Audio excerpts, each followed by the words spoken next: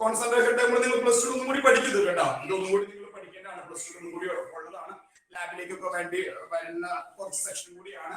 Concentration terms 3 നമ്മൾ പറഞ്ഞിട്ടുണ്ട്. 3 പറഞ്ഞതാണ് എനിക്ക് ഉദാഹരണം. 2 എന്തായാലും പറയണം. യെസ്, മൊളാലിറ്റി കേട്ടോ. നിങ്ങൾ NCERT തന്നെ നോക്കാം. NCERT തന്നെ റെഫർ ചെയ്ത് പഠിക്കുക. മൊളാലിറ്റി ആൻഡ് മൊളാലിറ്റി അല്ലേ, നമ്മൾ 2 പറഞ്ഞായിരുന്നു. അതിന്റെ ഇക്വേഷൻ ചെയ്തായിരുന്നു. അതിന്റെ പ്രോബ്ലംസും ചെയ്തിട്ടുണ്ടായിരുന്നു. യെസ്, കേൾക്കില്ല. ബാക്കിയുള്ളവർ റെസ്പോണ്ട് ചെയ്തേ. മിസ്മേക്ക് മാത്രമാണോ ആ ഒരു പ്രശ്നമുള്ളൂ? ബാക്കി എല്ലാവർക്കും ഒന്ന് റെസ്പോണ്ട് ചെയ്ത മക്കളെ? ഞാൻ പറയുന്നത് ക്ലാരിറ്റി ഇല്ലേ? കേൾക്കാൻ പറ്റില്ലേ? എല്ലാവരും റെസ്പോണ്ട് ചെയ്തേ. ഒന്ന് ഓഡിയോ ഒന്ന് ചെക്ക് ചെയ്തോളൂ കേട്ടോ. ഒന്ന് ഓഡിയോ ഒന്ന് ചെക്ക് ചെയ്തോളൂ. ചിലപ്പോൾ അതായിരിക്കും എന്തെങ്കിലും. കാരണം ബാക്കി നമുക്ക് കേൾക്കുന്നുണ്ട്. Okay, just second. ഓക്കെ, അപ്പൊ നമ്മൾ അവിടെയാണ് നമ്മൾ പറഞ്ഞിട്ടുള്ളത്. കോൺസെൻട്രേഷൻ ടേംസ് ആണ് നമ്മൾ പറഞ്ഞുകൊണ്ടിരുന്നത്. പ്രധാനപ്പെട്ട ടേമുകളാണ്, പരീക്ഷയ്ക്ക് വരാറുണ്ട്. 2 മാർക്കിന്റെ പ്രോബ്ലംസ് ആയിട്ട് ചോദിക്കാം. അല്ലെങ്കിൽ ഡെഫിനേഷൻ ആയിട്ട് ഡെഫിനേഷൻ എന്ന് പറഞ്ഞ ചിലപ്പോൾ ചോദിക്കാറുണ്ട്. പിന്നെ അതിന്റെ ടെമ്പറേച്ചർ ഇൻഡിപെൻഡൻസിനെ ബേസ് ചെയ്ത് ചോദിക്കാറുണ്ട്. അങ്ങനെയാണ് കോൺസെൻട്രേഷൻ ടേംസുകൾ സാധാരണ നമ്മുടെ അടുത്ത് പരീക്ഷയ്ക്ക് നമുക്ക് ചോദിക്കാറുണ്ട്. Yes, okay. ഞാൻ ചോദിക്കുന്ന ആൾക്കാർ പറയാ. യെസ്, 2 കോൺസെൻട്രേഷൻ ടേമുകളാണ് പഠിച്ചത്. 3ാമത്തെ പഠിച്ചിട്ടില്ല. 3 പഠിച്ചിട്ടുണ്ടോ?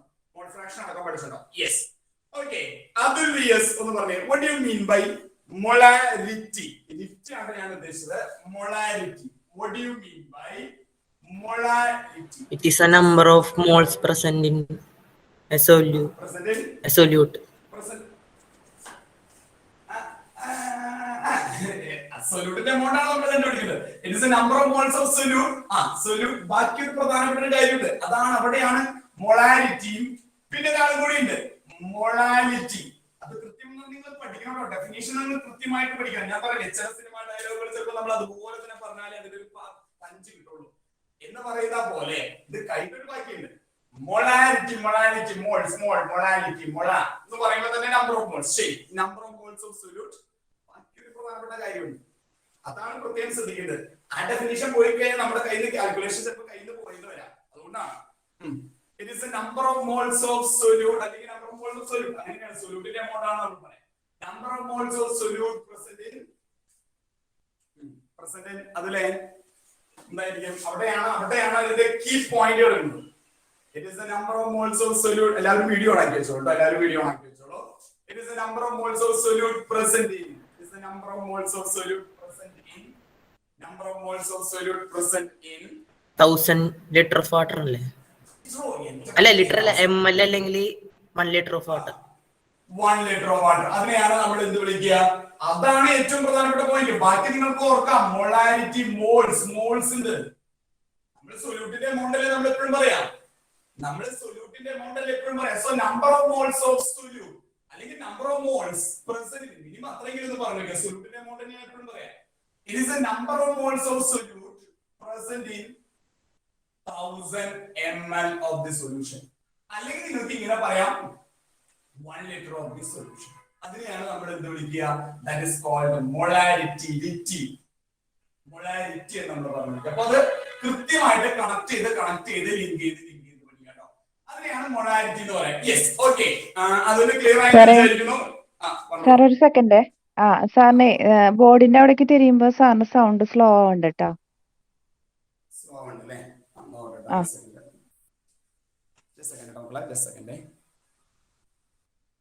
എല്ലാവർക്കും റെസ്പോണ്ട് ചെയ്യാമോ? ഞാൻ പറഞ്ഞത് ക്ലിയർ ആണോ? ഓക്കെ. സൗണ്ട് പറയുന്നുണ്ടെങ്കിൽ അപ്പൊ തന്നെ നിങ്ങൾ അപ്പൊ തന്നെ ആരെങ്കിലും ഓഡിയോ ഓൺ ആക്കി നിങ്ങളൊന്ന് റെസ്പോണ്ട് ചെയ്തോട്ടോ. ഓഡിയോ ഓൺ ആക്കി നിങ്ങൾ റെസ്പോണ്ട് ചെയ്തു. So that is called molarity. അതാണ് മൊളാരിറ്റി ടേംസ്. മൊളാരിറ്റി ഞാൻ ചോദിക്കാം. So that is called molarity. Definition ചോദിക്കാറുണ്ട്. Distinguish between molarity and molality. Questions അങ്ങനെ വരാം. അപ്പോൾ അത് ഡിപെൻഡ്സ്. എങ്ങനെയാണെങ്കിലും ചോദിക്കാം. ചിലപ്പോൾ 1 മാർക്കായിട്ട് ചോദിക്കാം, ചിലപ്പോൾ ഡിസ്റ്റിംഗ്വിഷ് ബിറ്റ്വീൻ. കാരണം ഒരു ലെറ്റർ വ്യത്യാസമുള്ളൂ. ഒരു ലെറ്റർ വ്യത്യാസമുള്ളൂ. എക്സസിക്ക് ചോദിച്ചിട്ടുണ്ട് distinguish between molarity and molality. പക്ഷെ അത് അന്ന് ചോദിച്ച 1 മാർക്കിന്റെ ആയിരുന്നു. അപ്പോൾ ജസ്റ്റ് നിങ്ങൾ എന്താണ് ഡിഫറൻസ് എന്ന് പറഞ്ഞാൽ മതി. ഫുൾ ഡെഫിനിഷൻ, കംപ്ലീറ്റ് ഡെഫിനിഷൻ എഴുതി ഇക്വേഷൻ എഴുതേണ്ട ആവശ്യമില്ല. What is molarity? Just a definition. ആ ഒരു സെന്റൻസ് എഴുതി വെക്കുക. Molarity ആ സെന്റൻസ് എഴുതി വെക്കുക. That's all. പിന്നെ എഴുതി പോവാം. ടെമ്പറേച്ചർ ഡിപെൻഡൻസ് എന്നൊക്കെ പറഞ്ഞാൽ നമുക്ക് എഴുതി പോവാം. റൈറ്റ്. ഒരു മാർക്കിൽ എഴുതാനുള്ള ഒരുപാട് വലിച്ചു വാരി എഴുതേണ്ട ആവശ്യമുള്ള കാര്യങ്ങൾ മാത്രം എഴുതിയാൽ മതി. So that's called molarity. Yes, മൊളാരിറ്റിയുടെ നമുക്ക് പ്രോബ്ലംസ് വരാറുണ്ട്. മൊളാരിറ്റിയുടെ പ്രോബ്ലംസ് ഡയറക്റ്റ് പ്രോബ്ലംസ് ആണ് HSCക്ക് വരാറുള്ളത്. അപ്പൊ അതുകൊണ്ട് വലിയ ബുദ്ധിമുട്ടുകൾ വരാറില്ല. CBSE-കാർക്ക് ഡയറക്റ്റ് ക്വസ്റ്റ്യൻസ് തന്നെയാണ് വരാറ്. അപ്പൊ അതുകൊണ്ട് നമുക്ക് അതിനൊരു ഇക്വേഷൻ ഉണ്ട് അല്ലേ? മൊളാരിറ്റിയുടെ ഇക്വേഷൻ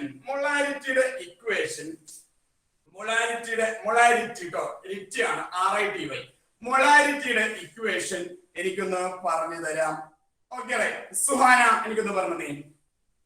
മൊളാരിറ്റിയുടെ ഇക്വേഷൻ എനിക്കൊന്ന് പറഞ്ഞേ സുഹാന.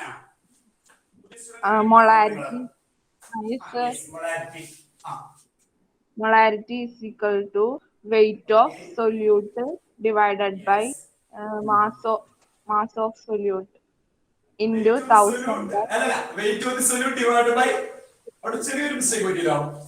gram molecular mass. Yes, അല്ലെങ്കിൽ molecular mass of the solute. Okay, right. Molecular mass of solute whole into 1000 by volume of solution. Volume of solution. അത് എന്തിൽ എടുക്കണം? Should it ml ആണോ? Yes, ml milliliter. മറക്കരുത്. Problem ചെയ്യുമ്പോൾ എല്ലാവരും ശ്രദ്ധിച്ചോളൂ. ഇത് എന്തായാലും വേണ്ടി വരും. ചിലപ്പോ NCERT ടെക്സ്റ്റിൽ ഇത് ഉണ്ടാവില്ല. ഈ ഇക്വേഷൻ NCERT ടെക്സ്റ്റിൽ ഉണ്ടാവില്ല. കാരണം അവര് നമ്മൾ ആദ്യം ഇക്വേഷൻ ചെയ്തിട്ടുണ്ട്, number of moles per 1000 ml of the solution per litre of the solution. അവിടെ ഒരു ഇക്വേഷൻ സർ കേൾക്കുന്നില്ല. മക്കളെ ബാക്കിയുള്ള റെസ്പോണ്ട് ചെയ്തേ. വോയിസ് കുറവാണ് സർ. വോയിസ് കുറവുണ്ടോ എല്ലാവർക്കും? ആടൊന്നും കേൾക്കുന്നില്ല. Just second. Yes, okay. So ഇതിനെയാണ് നമ്മൾ മൊളാരിറ്റിയുടെ ഇക്വേഷൻ നമ്മൾ പറയും. Yes, so this is molarity. ഇനി അതിന് ചെറിയൊരു വ്യത്യാസമുള്ളൂ മൊളാരിറ്റിയിലേക്ക് വരുമ്പോൾ. പക്ഷെ ഡെഫിനിഷൻ നിങ്ങൾ പക്കയായിരിക്കണം. സോ ഈ രണ്ട് കോൺസെൻട്രേഷൻ ടേമുകൾ പക്കയായിരിക്കണം. മൊളാരിറ്റി ചെറിയൊരു ലെറ്റർ ഇതാ ഇവിടെ R ആണെങ്കിൽ ഇവിടെ ഒരു എന്തായിട്ട് മാറി? It becomes L. Molarity എന്ന് പറയുന്ന ടേമിലേക്ക് വന്നു. Yes. What is the definition? ഇപ്പൊ molarity പറഞ്ഞ സ്ഥിതിക്ക് വേഗം പറയാലോ. Yes. What is the definition of molarity? Which is represented by small letter M എന്നൊക്കെ നിങ്ങൾക്ക് വേണമെങ്കിൽ റെപ്രസെന്റ് ചെയ്യാം. Molarity നമ്മൾ ക്യാപിറ്റൽ M എന്നാണ് നമ്മൾ റെപ്രസെന്റ് ചെയ്യാം. Yes. What is the definition for molarity? Okay, right. Molarityയുടെ ഡെഫിനിഷൻ എന്തായിരിക്കും? Right. Vrinda, ഒന്ന് റെസ്പോണ്ട് ചെയ്തേ. What is the definition for molarity? It is the number of moles of solute present in 1000 gram or 1 kilogram of solvent. മറക്കരുത്, അതാണ് അവിടുത്തെ പ്രധാനപ്പെട്ട. ബാക്കിയൊക്കെ നിങ്ങൾ എഴുതും. Number of moles, molarity number of moles of solute. തുടക്കം പ്രശ്നമില്ല, എൻഡ് ക്ലൈമാക്സ് ശ്രദ്ധിക്കുക. ക്ലൈമാക്സ് തെറ്റരുത്. It is a number of, അത് എഴുതില്ല. It is a number of moles of solute present in 1000 gram അല്ലെങ്കിൽ 1 kilogram of solvent. ആ solvent മറക്കരുത്. കാരണം ഇവിടെ നിങ്ങൾ പറഞ്ഞത് ഇൻ സൊല്യൂഷൻ എന്ന് പറഞ്ഞേ. ഇൻ 1000 ml വോളിയം ആണ് പറഞ്ഞത്. അതോടൊപ്പം സൊല്യൂഷൻ ആണ് പറഞ്ഞത്, സോൾവെന്റ് അല്ല. ഇവിടെ കൊണ്ട് സൊല്യൂഷൻ ചെയ്തത്. അതുകൊണ്ടാണ് ഞാൻ പറഞ്ഞത് ചില വാക്കുകൾ നിങ്ങൾ അങ്ങനെ തന്നെ ബൈ ഹാർട്ട് ചെയ്യണം. ചില കാര്യങ്ങൾ നമ്മൾ അങ്ങനെ തന്നെ ബൈ ഹാർട്ട് ചെയ്യണം. നമ്മുടെ ഇഷ്ടത്തിനനുസരിച്ച് വായിക്ക് തോന്നിയത് കൊതപ്പാട്ട് എന്നൊക്കെ പറയുന്ന പോലെ അങ്ങനെ രീതിയിൽ പറയരുത്. കൃത്യമായിട്ട് ഡെഫിനിഷൻ. അതുകൊണ്ടാണ് ഞാൻ പറഞ്ഞത് സിനിമ ഡയലോഗിന്റെ കാര്യങ്ങൾ പറഞ്ഞത് നമ്മൾ അങ്ങനെ തന്നെ ബൈ ഹാർട്ട് ചെയ്യണം. യെസ്. അപ്പോ solvent 1000 gram of the solvent കൃത്യമായിട്ട് സിസ്റ്റമാറ്റിക് ആയിട്ട് പഠിക്കാം. അപ്പൊ മൊളാരിറ്റി എന്താണ്? സോ ഇനി മൊളാരിറ്റിയുടെ ഒരു കാര്യം കൂടി കംപ്ലീറ്റ് ചെയ്യാനുണ്ട്. അതിന്റെ ഇക്വേഷൻ പറഞ്ഞ ഒരാൾക്ക് ഇനി അത് പറയാൻ യാതൊരു ബുദ്ധിമുട്ടില്ല. Okay, right. വിവേക് ഒന്ന് പറഞ്ഞോ കേട്ടോ. എന്തായിരിക്കും മൊളാരിറ്റിയുടെ equation? Small letter M. Molarity is equal to എന്തായിരിക്കും അതിന്റെ ഇക്വേഷൻ? പറഞ്ഞോളൂ വിവേക്, എന്തായിരിക്കും മൊളാരിറ്റി? ഇവന്റെ ഇക്വേഷൻ. മൊളാരിറ്റി കിട്ടിയ സ്ഥിതിക്ക് മൊളാരിറ്റി പറയാൻ എളുപ്പമാണല്ലോ, ഇനി വലിയ ബുദ്ധിമുട്ടില്ലല്ലോ. വിവേക് ഒന്ന് പറഞ്ഞു നോക്കിയേ. മൊളാരിറ്റി ആർക്കെങ്കിലും ഇന്നത്തെ ക്ലാസ് മിസ് ചെയ്തില്ലെങ്കിൽ ശ്രദ്ധിക്കണം കേട്ടോ നിങ്ങള്. ഇതാണ് നമ്മൾ പറഞ്ഞത്. പ്രോബ്ലം ഞാനിപ്പോ ചെയ്യിക്കുന്നില്ല, കാരണം നമ്മൾ മോൾ ഫ്രാക്ഷൻ വരെ എത്തിക്കഴിഞ്ഞു. ഒന്ന് നോക്കിയിട്ട് എന്തെങ്കിലും ഡൗട്ട് ഇങ്ങനെ അടിച്ചു. Sir, M is equal to NB by MB into 1000 by കേട്ടില്ല. Small letter m molality is equal to NB divided by m b എന്നാണ് നീ പറഞ്ഞേ, എനിക്ക് ക്ലിയർ ആയില്ല. എം ബി എന്നാണ് പറഞ്ഞേ. അത് ചെറിയൊരു മിസ്റ്റേക്ക് ഉണ്ടല്ലോ, എം ബി അല്ലല്ലോ വരാം. എന്താ ഡെഫിനിഷൻ പറഞ്ഞേ? ഇപ്പൊ തന്നെ ഞാൻ പറഞ്ഞോളൂ. വിവേക്, എന്താണ് മൊളാലിറ്റിയുടെ ഡെഫിനിഷൻ? നിങ്ങൾ വെറുതെ ഇങ്ങനെ കണ്ടു പഠിക്കല്ല, ജസ്റ്റ് ഒന്ന് നോക്കാം, ലിങ്ക് ചെയ്ത് കൂടി പഠിക്കാം. What do you mean by molality? Vivek ഒന്ന് പറഞ്ഞു നോക്കി. മൊളാലിറ്റി എന്ന് പറഞ്ഞാൽ ഇപ്പൊ തന്നെ ഡെഫിനിഷൻ പറഞ്ഞോളൂ. ആ ഡെഫിനിഷൻ തുടക്കം ഓർത്ത് കഴിഞ്ഞാൽ തന്നെ ടേം ഏതാന്നുള്ള കാര്യങ്ങൾ ഒരു ഐഡിയ കിട്ടും. വിവേക് എന്തായിരിക്കും? What do you mean by molality? M B എന്നല്ല സ്റ്റാർട്ട് ചെയ്യും. വിവേക് ഓക്കെ ആണോ? വിവേക് ഞാൻ പറഞ്ഞു കേൾക്കില്ല മോനെ, കേൾക്കാൻ പറ്റില്ലേ? വിവേക് ഒന്ന് റെസ്പോണ്ട് ചെയ്ത് വിട്ടോ. വിവേക് ഞാൻ പറഞ്ഞു കേൾക്കാൻ പറ്റില്ലേ? മക്കളെ ഞാൻ പറഞ്ഞു കേൾക്കാൻ പറ്റില്ല എല്ലാവർക്കും? ഓക്കെ അല്ലേ? വോയിസ് പോകുന്നുണ്ടല്ലോ, കുഴപ്പമില്ലല്ലോ. വിവേകിന് അവിടെ മഴ പെയ്ത് മാത്രമേ എനിക്ക് കേൾക്കാൻ പറ്റുന്നുള്ളൂ. വിവേകിന്റെ ശബ്ദം കേൾക്കാൻ പറ്റില്ല, മഴ പെയ്ത് നല്ലോണം കേൾക്കാൻ പറ്റും. വിവേക് റെസ്പോണ്ട് ചെയ്യാം. നിങ്ങൾ റെസ്പോണ്ട് ചെയ്യാൻ കിട്ടി അല്ലെങ്കിൽ കിട്ടിയില്ലെങ്കിൽ നിങ്ങൾ റെസ്പോണ്ട് ചെയ്യാം. അതാണ് ഇതിന്റെ ഒരു മര്യാദ. അത് നമുക്കിനി ഈ മാസം കൂടിയുള്ള ഓൺലൈൻ ക്ലാസ് കഴിഞ്ഞില്ലേ, ഓഫ്ലൈൻ ക്ലാസ്സിലേക്ക് വരല്ലേ? വിവേക് എന്താണ്? വിവേകിന് കിട്ടുന്നില്ല. വിവേക് ക്ലാസ് കഴിഞ്ഞിട്ട് എന്നെ ഒന്ന് മീറ്റ് ചെയ്യണം കേട്ടോ. ഗൂഗിൾ മീറ്റിൽ തന്നെ ക്ലാസ് കഴിഞ്ഞിട്ട് എന്നെ ഒന്ന് മീറ്റ് ചെയ്യണം. യെസ് അങ്ങനെയാണെങ്കിൽ വസുദേവ് എന്ന് പറഞ്ഞു. What do you mean by morality? Morality എന്താണ് ഡെഫിനിഷൻ പറഞ്ഞു? Sir. വിവേക് ആരെങ്കിലും ഒരാളാ? വിവേകാണോ? എന്നാ വിവേക് പറയും. Hello. വിവേക് കേൾക്കാം. Yes sir. ഞാൻ പറയുന്നത് കേൾക്കില്ല നിനക്ക്? Yes sir, കേൾക്കുന്നുണ്ട്. ഞാൻ ചോദിച്ചതെന്ന് വെച്ചാല് മൊളാലിറ്റിയുടെ ഇക്വേഷൻ നമ്മൾ വെറുതെ കാണാണ്ട് പഠിക്കല്ലേ, പഠിക്കണം. എന്നിരുന്നാലും ഡെഫിനിഷൻ ബേസ് ചെയ്ത് പറയും. എന്താണ് മൊളാലിറ്റിയുടെ ഡെഫിനിഷൻ? ഞാനിപ്പോ തന്നെ പറയിപ്പിച്ചോളൂ class. Number of moles. Number of moles of ആരാ number of moles നമ്മൾ കോൺസെൻട്രേഷൻ ആയിട്ട് പറയുന്നത്? Solute. Number of moles of solute. Yes, good. ഈ number of moles കണ്ടുപിടിക്കാനുള്ള ഇക്വേഷൻ എന്താ? പഠിക്കുന്നതാണ്. ഇതൊന്നും പുതിയ കാര്യങ്ങളല്ല. അതറിഞ്ഞാൽ നിങ്ങൾക്ക് ഇക്വേഷൻ സ്റ്റാർട്ട് ചെയ്യാം. അതാണ് ഈ ഉദ്ദേശിച്ചത്. അത് കിട്ടിക്കഴിഞ്ഞാൽ നമുക്ക് ഇക്വേഷൻ സ്റ്റാർട്ട് ചെയ്യാം. അതിനാണ് ഈ പറയുന്നത്. What is the number of moles? അതാണ് ഇക്വേഷൻ സ്റ്റാർട്ടിങ്. അവിടെ നിങ്ങൾ ഇത്രയും ഓർത്താൽ മതി. നമ്പർ ഓഫ് മോൾസ് എങ്ങനെ കണ്ടുപിടിക്കാം? How can you find out the number of moles? വേഗ പിന്നെ പോയല്ലോ ഓഫ്ലൈന്. വേഗ നോക്കിട്ട് കിട്ടിയില്ലേ? ബുക്ക് നോക്കിട്ട് കിട്ടിയില്ല? പറയണ്ടേ, പഠിക്കണ്ടേ? വിവേകേ നമ്പർ ഓഫ് മോൾസ് കണ്ടുപിടിക്കും. നമ്പർ ഓഫ് മോൾസ് പരീക്ഷയ്ക്ക് വരുന്നുണ്ടോ? ഒരു മാർക്കൊക്കെ വരുന്നതാണ്. നമ്പർ ഓഫ് മോൾസ് ഒക്കെ നമ്മൾ കുറെ ക്വസ്റ്റ്യൻസ് ചെയ്തതാണ്. അറിയോ വിവേക്? നമ്പർ ഓഫ് മോൾസ് വെറുതെ ചുമ്മാ ചോദിക്കുള്ളൂ. വെറുതെ നമ്പർ ഓഫ് മോൾസ് എങ്ങനെ കണ്ടുപിടിക്കും? Avogadro number. Number of moles അത് ഒരു മോളിലുള്ള പാർട്ടിക്കിളുടെ എണ്ണമാണ് അവഗാഡ്രോ നമ്പർ കേട്ടോ, തെറ്റിക്കരുത്. ഒരു മോളിലുള്ള പാർട്ടിക്കിളുകളുടെ എണ്ണമാണ് അവഗാഡ്രോ നമ്പർ. അത് പരീക്ഷയ്ക്ക് ചോദിക്കാറുണ്ട്. What is Avogadro number? That is 6.022 10⁻23. ചോദിച്ചിട്ടുണ്ട് പരീക്ഷയ്ക്ക് 1 മാർക്കിനൊക്കെ ചോദിച്ചിട്ടുണ്ട്.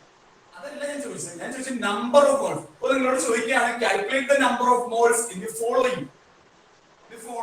നിങ്ങളോട് ചോദിക്കുകയാണ് 360 gram ഗ്ലൂക്കോസ് C6H12O6. അപ്പൊ എന്താ ചെയ്യാൻ വിവേക? നമ്മൾ ഇതൊക്കെ പരീക്ഷയ്ക്ക് വരുന്നുണ്ടോ? 1 മാർക്കിന് വരുന്നതാണ്, തെറ്റിക്കരുത്. സിമ്പിൾ ക്വസ്റ്റ്യൻസ് ആണ്. തന്നിരിക്കുന്ന മാസ് ഗിവൺ മാസ് ഇത് ഗിവൺ മാസ് ഡിവൈഡഡ് ബൈ അതിന്റെ molecular mass. Given mass divided by molecular mass, അതാണ് നമ്പർ ഓഫ് മോൾസ്. അതല്ലേ ആദ്യത്തെ ഈ ടേം ഇൻഡിക്കേറ്റ് ചെയ്ത് ഞാൻ സെപ്പറേറ്റ് ഒരുമിച്ച് എഴുതിക്കാഞ്ഞത് അതുകൊണ്ടാ. ഈ ടേം നിങ്ങൾ നോക്കിയേ, ഈ ടേം എന്ന് പറഞ്ഞാൽ it is the number of moles. It is the number of moles. ആരാ? സൊല്യൂട്ട് ആണ്. അത് നമ്മൾ ഇനി പ്രത്യേകം പറയേണ്ട ആവശ്യമില്ല, സൊല്യൂട്ടിന്റെ കോൺസെൻട്രേഷൻ പറയുന്നത്. സോ WB/MB ഈ മൊളാലിറ്റിയിലും കോമൺ ആയിട്ട് വരും. ഞാൻ ഒരുമിച്ച് ചെയ്താൽ ചിലപ്പോൾ ബുക്കുകളിൽ ഒരുമിച്ചായിരിക്കും, വേണ്ട സെപ്പറേറ്റ് ആയിട്ട് എഴുതി പഠിച്ചാൽ മതി നിങ്ങൾ. WB/MB that is number of moles of solute. അങ്ങനെയല്ലേ നമ്മൾ ഡെഫിനിഷൻ പറഞ്ഞേ, number of moles of solute present in 1000 ml solution. 1000 ml solution, ml. അപ്പോൾ വോളിയം ml ഓടും. That's all. അത്രയുള്ള ഇക്വേഷൻ പഠിക്കണം, ബൈ ഹാർട്ട് ചെയ്യണം. പക്ഷെ അത് ബൈ ഹാർട്ട് ചെയ്യുമ്പോൾ ഈ ഒരു ലിങ്ക് മനസ്സിൽ വെച്ചിട്ട് വേണം ചെയ്യാനായിട്ട്. അത്രയുള്ളൂ ഇതില്. അതുപോലെ തന്നെയാണ് ഇവിടെയും വരാ. അതുപോലെ തന്നെയാണ് ഇവിടെ വരിക. വിവേക് ഞാൻ പറയുന്നത് കേൾക്കുന്നുണ്ടോ? വിവേക് ഞാൻ പറയുന്നത് കേൾക്കുന്നുണ്ടോ? വിവേക് ഞാൻ പറയുന്നത് കേൾക്കുന്നുണ്ടോ? മൊളാലിറ്റി പിന്നെ പോയാ വിവേക് ഇത് കഴിഞ്ഞിട്ട് എന്നെ കാണിച്ചല്ലോ, എഴുതി കാണിച്ചല്ലോ. ഒരു 5 തവണ എഴുതിയിട്ട് ക്ലാസ് കഴിയുമ്പോൾ എന്നെ കാണിച്ചല്ലോ. വിവേക് കേൾക്കാൻ പറ്റുമെന്ന് ഞാൻ വിചാരിക്കുന്നു. യെസ്, അങ്ങനെയാണെങ്കിൽ മൊളാലിറ്റിയുടെ ഇക്വേഷൻ എന്ന് പറഞ്ഞേ. വാട്ട് ഈസ് ദ മൊളാലിറ്റിയുടെ ഇക്വേഷൻ ഓഫ് മൊളാലിറ്റി? ഒന്ന് വേഗം പറയും. W/MB into 100/MB into 1000. Number of moles of solute again. Number of moles of solute. Okay, into 1000/WA. 1000 divided by W. എന്താണ് കിട്ടുക? ഈ W എന്ന് പറയുന്നത് എന്താ? WA എന്തായിരിക്കും അപ്പോ? Weight of solvent. Yes, that is weight of solvent. ഇനി A എന്താണ് B എന്താണെന്ന് ചോദിക്കുന്നവർക്ക് ഇത്രയേ ഉള്ളൂ. A എന്ന് ഉദ്ദേശിക്കുന്നത് സോൾവെന്റ് ഇൻഡിക്കേറ്റ് ചെയ്യാനാണ്. ക്യാപിറ്റൽ A ട്ടോ, നമ്മൾ ക്യാപിറ്റൽ A അല്ലേ. A ഇൻഡിക്കേറ്റ് ചെയ്യുന്നത് സോൾവെന്റിനെയും ക്യാപിറ്റൽ B ഇൻഡിക്കേറ്റ് ചെയ്യുന്നത് സൊല്യൂട്ടിനെയാണ്. നമുക്ക് ഇവിടെ അധികം വരില്ല, അടുത്ത വർഷങ്ങളിലേക്കൊക്കെ ആവശ്യമുണ്ട്. ഇത്രേ ഉള്ളൂ, അല്ലാതെ അതിനപ്പുറത്തേക്ക് വേറൊന്നുമില്ല. A എന്ന് പറയുന്നത് സോൾവെന്റ് ഇൻഡിക്കേറ്റ് ചെയ്യുന്നു, B എന്ന് പറയുന്നത് സൊല്യൂട്ടിനെ ഇൻഡിക്കേറ്റ് ചെയ്യുന്നു. ഇനി നിങ്ങൾക്ക് ഇങ്ങനെ പഠിക്കാൻ പറ്റില്ലെങ്കിൽ കൃത്യമായിട്ട് വേർഡ്സ് തന്നെ പറഞ്ഞു പഠിക്കുക. നിങ്ങൾക്ക് weight of the solute divided by molecular mass of the solute into 1000 divided by weight of solvent. കൃത്യമായിട്ട് പഠിക്കാം. അപ്പൊ ഇത്രയും കാര്യങ്ങളാണ് ഇതിൽ വരുന്നത്, ഈ 2 കോൺസെൻട്രേഷൻ ടേമുകളിൽ വരുന്നത്. അപ്പൊ ആദ്യം ഡെഫിനിഷൻ പഠിക്കാം, ഇക്വേഷൻ പഠിക്കാം, പ്രോബ്ലം ചെയ്യാം. പ്രോബ്ലംസ് നമ്മൾ ചെയ്തിട്ടുണ്ട്, 2 or 3 വെച്ച് നമ്മൾ പ്രോബ്ലംസ് ചെയ്തിട്ട് ആ 2 പ്രോബ്ലംസുകളും കൃത്യമായിട്ട് പഠിക്കാം. യെസ്, ഇനി പരീക്ഷയ്ക്ക് ചോദിക്കുന്ന ഒരു 1 മാർക്ക് ചോദ്യം. Which among the following is temperature independent concentration term? Which among the following is a temperature independent concentration term? പാർട്ടിയില് ഓപ്ഷൻ ഒന്നായിട്ട് ചോദിക്കാറുണ്ട്. തരുന്ന ഓപ്ഷൻ ഇതൊക്കെയാണ്: മൊളാലിറ്റി ആൻഡ് മൊളാലിറ്റി. ഇതാണ് മെയിൻ ആയിട്ട് ചോദിക്കാറ്. പിന്നെ വേണമെങ്കിൽ ചിലപ്പോൾ നോർമാലിറ്റി എന്നൊക്കെ പറഞ്ഞ് ചോദിക്കും. നോർമാലിറ്റി നമുക്ക് അധികം ഇല്ല, അതൊക്കെ ലാബിൽ വരുമ്പോൾ ചെയ്യാനുള്ള കാര്യങ്ങളുണ്ടോ. ഇതില് നിങ്ങൾക്ക് മാത്രം നോക്കിയാൽ മതി, ഇത് 2 മാത്രം നോക്കിയാൽ മതി. ഇതില് ഈ 2 ടെമ്പറേച്ചറിനെ ഡിപ്പെൻഡ് ചെയ്യുന്ന, ടെമ്പറേച്ചറിനെ അല്ലെങ്കിൽ ഇൻഡിപെൻഡ് ചെയ്യുന്ന, അല്ലെങ്കിൽ ടെമ്പറേച്ചറിനെ ഡിപ്പെൻഡ് ചെയ്യുന്ന കോൺസെൻട്രേഷൻ തരുന്ന ഈ 2 ടെമ്പറേച്ചറിനെ ഡിപ്പെൻഡ് ചെയ്യുന്ന കോൺസെൻട്രേഷൻ. Very very important. നമ്മൾ ഡെഫിനിഷൻ ഒക്കെ പറഞ്ഞോളൂ, നിങ്ങൾ വേഗം ഒന്ന് പറഞ്ഞു നോക്കാം. യെസ് ആരാണ്? ഈ 2 ടെമ്പറേച്ചറിനെ ഡിപ്പെൻഡ് ചെയ്യുന്ന, ടെമ്പറേച്ചർ അനുസരിച്ച് മാറുന്ന കോൺസെൻട്രേഷൻ ടൈം. അതാണല്ലോ ഡിപ്പെൻഡൻസി എന്നൊക്കെ പറഞ്ഞാൽ. ടെമ്പറേച്ചർ കൂടുമ്പോ കോൺസെൻട്രേഷൻ മാറണം, ടെമ്പറേച്ചർ കുറയുമ്പോഴും കോൺസെൻട്രേഷൻ മാറും. So that is called temperature dependence. അപ്പൊ ഇതിൽ ടെമ്പറേച്ചറിനെ ഡിപ്പെൻഡ് ചെയ്യുന്ന കോൺസെൻട്രേഷൻ ടൈം ഏതാ? Is it morality or molality? ഏതായിരിക്കും?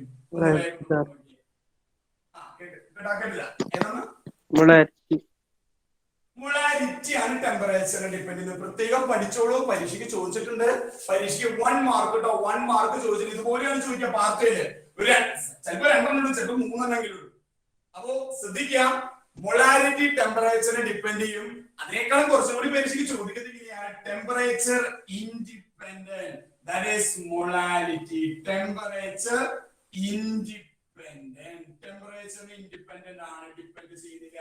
കാരണം നമ്മൾ ഓൾറെഡി എഴുതി വെച്ചിട്ടുണ്ട്. Because the concentration of solute is expressed in terms of concentration of solvent. Sorry, weight of the solvent. Weight എടുക്കുന്നേ in terms of weight ലാണ് നമ്മൾ concentration express ചെയ്യാം. അപ്പൊ in terms of weight എന്ന് പറഞ്ഞാൽ ടെമ്പറേച്ചർ ഡിപെൻഡ് ചെയ്യില്ല, mass temperature depend ചെയ്തില്ല. അപ്പോ അവിടെ നമ്മൾ നോക്കേണ്ട ആവശ്യമില്ല. But in molarity, we are expressing in terms of volume. Solution volume ആണ്. Volume മക്കളെ കൂടും. നമ്മൾ പറയാറില്ലേ ബലൂൺ നിങ്ങൾ വെയിലത്ത് വെച്ച് പൊട്ടുന്നു പറയാറില്ലേ വോളിയം കൂടുന്ന അല്ലേ? നമ്മള് എന്താ പറയാ ഏത് മെറ്റീരിയൽ നിങ്ങൾ വെയിലത്ത് വെച്ച് കഴിഞ്ഞാൽ എടുത്തു കഴിഞ്ഞാൽ എന്തുണ്ടാവും? അത് എക്സ്പാൻഡ് ചെയ്യാറുണ്ട് അല്ലേ? KCB ലൈൻ തൂങ്ങി നിൽക്കുന്നതൊക്കെ നമ്മൾ കണ്ടിട്ടുണ്ട്. എക്സാമ്പിൾ ഒക്കെ നമ്മൾ പറഞ്ഞിട്ടുള്ളതാണ്. അപ്പൊ എക്സ്പാൻഷൻ ഉണ്ടാവും. ടെമ്പറേച്ചർ വരുമ്പോൾ വോളിയത്തിന്റെ എക്സ്പാൻഷൻ ഉണ്ടാവും. ടെമ്പറേച്ചർ വോളിയത്തിന്റെ എക്സ്പാൻഷൻ അല്ലെങ്കിൽ വോളിയം കംപ്രസ് ചെയ്യും. സോ ആ ഒരു കൺസിഡറേഷൻ അത് ഇങ്ങനെ കൺസിഡർ ചെയ്ത് എടുത്തു കഴിഞ്ഞാൽ നമുക്ക് പറയാം വോളിയവും ടെമ്പറേച്ചറും അങ്ങോട്ടും ഇങ്ങോട്ടും ഡിപെൻഡൻസി ഉണ്ട്. So in that sense molarity is temperature dependent whereas molarity is temperature independent. Underline ചെയ്ത് പഠിക്കാൻ നമ്മൾ എഴുതിണ്ടാവും ബോക്സ് ചെയ്ത് 1 മാർക്കിന് പാർട്ട് ചെയ്ത് ചോദിക്കാൻ സാധ്യതയുള്ള ചോദ്യമാണ്. യെസ്, ഇത്രയും എല്ലാവരും ക്ലിയർ ആണോ മക്കളെ? ഒന്ന് റെസ്പോണ്ട് ചെയ്ത് എല്ലാവരും ഓക്കെ ആണോ? ക്ലിയർ ആയോ? ഐഡിയ കിട്ടിയോ? യെസ്, പ്രോബ്ലം ചെയ്യാൻ പഠിക്കണം. ഡയറക്റ്റ് പ്രോബ്ലംസ് ആണ് വരാറ്. ഞാനത് പ്രോബ്ലംസിലേക്ക് പോയില്ല, നമ്മൾ ചെയ്യുന്നതും കൂടിയാണ്. സോ മൊളാരിറ്റി നോർമാലിറ്റി എന്നൊക്കെ പറയും. അത് പഴയ സിലബസ് ആണ്. നമുക്ക് ഇപ്പൊ ഇല്ല, നമുക്ക് ലാബിലൊക്കെയാണ് മൊളാരിറ്റി ഒക്കെ ചോദിക്കുന്നത്. നിങ്ങൾ കൃത്യം ആ ഒരു എന്താ പറയാ NCERT സിലബസിനോട് തന്നെ സ്റ്റിക്ക് ഓൺ ചെയ്ത് പഠിക്കാം. ഒരു കോൺസെൻട്രേഷൻ ടേം കൂടി പറഞ്ഞതാണ് എന്റെ ഒരു ധാരണ. ഒരെണ്ണം കൂടി പറഞ്ഞിട്ടില്ലേ? മൂന്നാമത്തെ ഒരെണ്ണം അത് നിങ്ങൾ സെപ്പറേറ്റ് പഠിച്ചാലും കേട്ടോ. മൂന്നാമത്തെ പഠിച്ചിട്ടുള്ള മക്കളെ ഓക്കെ അല്ലേ? ഒന്ന് റെസ്പോണ്ട് ചെയ്ത് എല്ലാവരും ഓക്കെ അല്ലേ? എടുത്തില്ലേ? Mole fraction എടുത്തിട്ടുണ്ടാവും. ഡെഫിനേഷൻ പോലെ എന്തെങ്കിലുമൊക്കെ പറഞ്ഞിട്ടുണ്ടോ? ആ ഇക്വേഷൻ ഓർത്താൽ മതി. മോൾ ഫ്രാക്ഷൻ ഡെഫിനേഷൻ അങ്ങനെ അധികം ഞാൻ ചോദിച്ച് കണ്ടിട്ടില്ല. മോൾ ഫ്രാക്ഷൻ ചോദിച്ചില്ല എന്ന് പറഞ്ഞിട്ട് അതിന്റെ ഡെഫിനേഷൻ പഠിക്കാതെ പോരുത് കേട്ടോ. കൃത്യമായിട്ട് പഠിക്കാം. ഞാൻ പറയല്ലോ ചിലപ്പോ നിങ്ങൾക്ക് ഡെഫിനേഷൻ ഞാൻ പറയണം ഈ എന്താ പറയാ NCERT അതേപോലെ തന്നെ റീപ്രൊഡ്യൂസ് ചെയ്യാൻ പറ്റില്ലെങ്കിൽ പേടിക്കൊന്നും വേണ്ട. നിങ്ങൾ എന്ത് ചെയ്യാ, നിങ്ങൾ വേണമെങ്കിൽ ഒരു ചിത്രമൊക്കെ വരച്ച് അത് ഒരുപാട് സമയമൊന്നും കൊടുക്കരുത്, സമയം എടുത്തൊന്നും ചെയ്യരുത്, അതുപോലെ എടുത്ത് നിങ്ങൾക്ക് എക്സ്പ്രസ് ചെയ്യാം. Okay right. അപ്പോ നോക്കാം മോൾ ഫ്രാക്ഷൻ. ആദ്യം ഇത് എന്താണെന്നുള്ള കാര്യം ഓർത്തിട്ട് ഫ്രാക്ഷൻ ഒന്നിൽ എത്ര എന്ന് പറയുന്നതാണ് ഫ്രാക്ഷൻ. നിങ്ങളുടെ മാർക്ക് പെർസെന്റേജ് കൂട്ടില്ലേ, അത് തന്നെ നിങ്ങളുടെ മാർക്കിന്റെ പെർസെന്റേജ് കാണുന്ന അതേ അതിനപ്പുറത്തേക്ക് ഇത് നോക്കാം.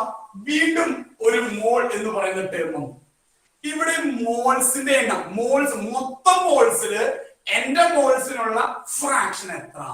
ഇതാണ് ഇവിടുത്തെ കാൽക്കുലേഷൻ. അല്ലാതെ ഇതിൽ എന്താ പറയാ മലമറിക്കണ പ്രോബ്ലംസുകളോ ഒന്നുമില്ല. കാൽക്കുലേറ്ററിന് വേണ്ടി വരും ചിലപ്പോ. അപ്പൊ അത് കാൽക്കുലേറ്റർ ഉണ്ടെങ്കിൽ നിങ്ങൾക്ക് ചെയ്യാം. CBSE കാര്യം ഒന്ന് ശ്രദ്ധിക്കാം. നിങ്ങൾ ചിലപ്പോ അപ്പോ ഇത് ശ്രദ്ധിക്കാം. മോൾ ഫ്രാക്ഷൻ ഒന്നിലെത്ര? ടോട്ടൽ നമ്പർ ഓഫ് മോൾസിനെ ഒന്നായിട്ട് എടുത്തിട്ട് അതിൽ എന്റെ നമ്പർ ഓഫ് മോൾസ് എത്ര എന്ന് പറയുന്നതിനെയാണ് നമ്മൾ എന്ത് വിളിക്കുക? That is called mole fraction. മക്കളെ ഡെഫിനിഷൻ എഴുതി നമ്മള് ഒന്ന് റെസ്പോണ്ട് ചെയ്യാമോ? Okay right. അപ്പൊ ഞാൻ പ്രോബ്ലം ചെയ്തിട്ടുണ്ടാവില്ല അല്ലേ? പ്രോബ്ലം ചെയ്തില്ല അല്ലേ? ഹെഡിങ് ആയിട്ട് ഇമ്പോർട്ടന്റ് റിസൾട്ട്സ് ശരി ഇമ്പോർട്ടന്റ് റിസൾട്ട്സ് കൂടി എഴുതാനുണ്ട്. യെസ്. അപ്പൊ നിങ്ങൾ ഒന്ന് ഓർത്തു വെക്കുക, ഇങ്ങനെ ഓർത്തു വെക്കുക. ഒരു ബീക്കർ നിങ്ങൾ എടുത്തിട്ട് ഞാനിപ്പോ സിമ്പിൾ ആയിട്ട് പറഞ്ഞു കേട്ടോ. A എന്ന് പറയുന്ന കമ്പോണന്റ് എടുത്തു, P എന്ന് പറയുന്ന കമ്പോണന്റ് എടുത്തു. Aയുടെ നമ്പർ ഓഫ് മോൾസ് വേണം കേട്ടോ, അല്ലാതെ ഈ പരിപാടി നടക്കില്ല. Number of moles of A. Bയുടെ ആണെങ്കിൽ നമ്മൾ വിളിക്കും number of moles of B. നിങ്ങൾ വിചാരിക്കും എയും ബിയും ഇതിന് ഞാൻ എടുത്തിട്ടുണ്ട്. അത് സോൾഡ് ലിക്വിഡോ ഗ്യാസോ എന്തോ ആയിക്കോട്ടെ. സൊല്യൂഷൻ എന്ന് പറഞ്ഞാൽ ലിക്വിഡ് ആണെന്ന് മാത്രം വിചാരിക്കരുത്. സൊല്യൂഷൻ സോളിഡ് സൊല്യൂഷൻ ഉണ്ട്, ലിക്വിഡ് സൊല്യൂഷൻ ഉണ്ട്, ഗ്യാസ് സൊല്യൂഷൻ ഉണ്ട്. അടുത്ത വർഷം നമ്മൾ സൊല്യൂഷൻ എന്ന് പറയുന്ന ചാപ്റ്റർ തന്നെ പഠിക്കും. അപ്പൊ നമുക്ക് കാണാം. അപ്പൊ തൽക്കാലത്തേക്ക് ഇത്രയൊന്നും ഓർത്തു വെക്കാം. അപ്പൊ അതിന് നമ്മൾ സൊല്യൂട്ട് സോൾവെന്റ് അങ്ങനെ അധികം പറയില്ല. മോൾ ഫ്രാക്ഷൻ വരുമ്പോൾ നമ്മൾ കമ്പോണൻസ് ആയിട്ട് പറയാം. ഇത് രണ്ടുപേര് മിക്സ് ചെയ്തിട്ടുണ്ട്, അങ്ങനെയാണ് സൊല്യൂഷൻ കിട്ടി. A എന്ന് പറയുന്ന കമ്പോണന്റ് ഉണ്ട്, B എന്ന് പറയുന്ന കമ്പോണന്റ് ഉണ്ട്. രണ്ടുപേരും മിക്സ് ചെയ്ത് കിട്ടുന്ന ഒരു സൊല്യൂഷൻ. അതിന്റെ ടോട്ടൽ നമ്പർ ഓഫ് മോൾസ് ഈ സൊല്യൂഷൻ നമുക്ക് കൊടുക്കാവുന്ന മാക്സിമം മാർക്ക് മോൾസിന്റെ അടിസ്ഥാനത്തിലെ മാർക്ക് പറയാം. ഇൻ ടേംസ് ഓഫ് മോൾസ് ആണ് മാർക്ക് പറയാം. ടോട്ടൽ മോൾസ് എത്ര മക്കളെ? Na+NB. എനിക്ക് പരീക്ഷയ്ക്ക് 50-ൽ 45 മാർക്ക് കിട്ടിയ ഞാൻ എന്ത് എഴുതാ? 50/45 എന്നാണോ എഴുതാം? അല്ലല്ലോ. ഞാൻ എന്ത് എഴുതാ? 45 എനിക്ക് കിട്ടി ഔട്ട് ഓഫ് 50. ഇങ്ങനെയല്ലേ നമ്മൾ എഴുതാ? ഇതുപോലെ തന്നെ മോൾ ഫ്രാക്ഷൻ എഴുതാൻ. അങ്ങനെയാണെങ്കിൽ ഇവിടെ A എന്ന് പറയുന്ന കമ്പോണന്റിന് കിട്ടിയ മാർക്ക് എത്ര? A എന്ന് പറയുന്ന കമ്പോണന്റ്സിന് കിട്ടിയ മാർക്ക് എത്ര? In terms of mall fraction. That is mole fraction. നമ്മൾ കൈ അത് എഴുതിയൊരു എക്സെപ്റ്റ് ചെയ്യാൻ ഒന്നാലും കുഴപ്പമില്ല. നിങ്ങൾ എഴുതിക്കോ.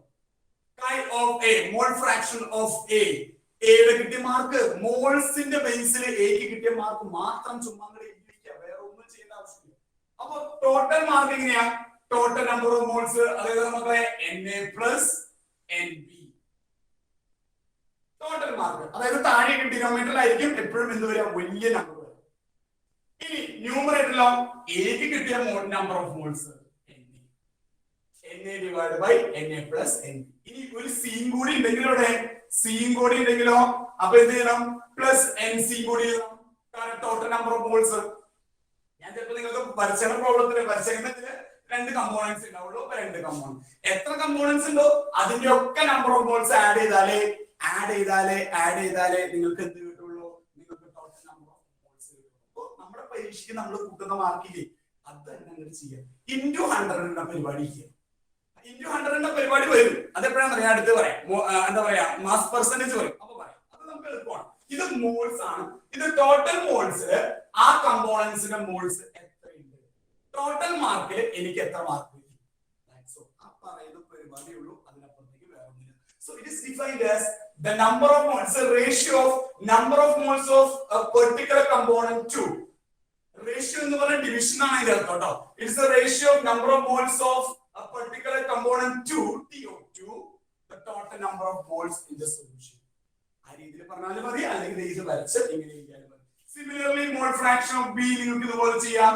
Number of moles of B divided by number of moles of A plus number of moles of B.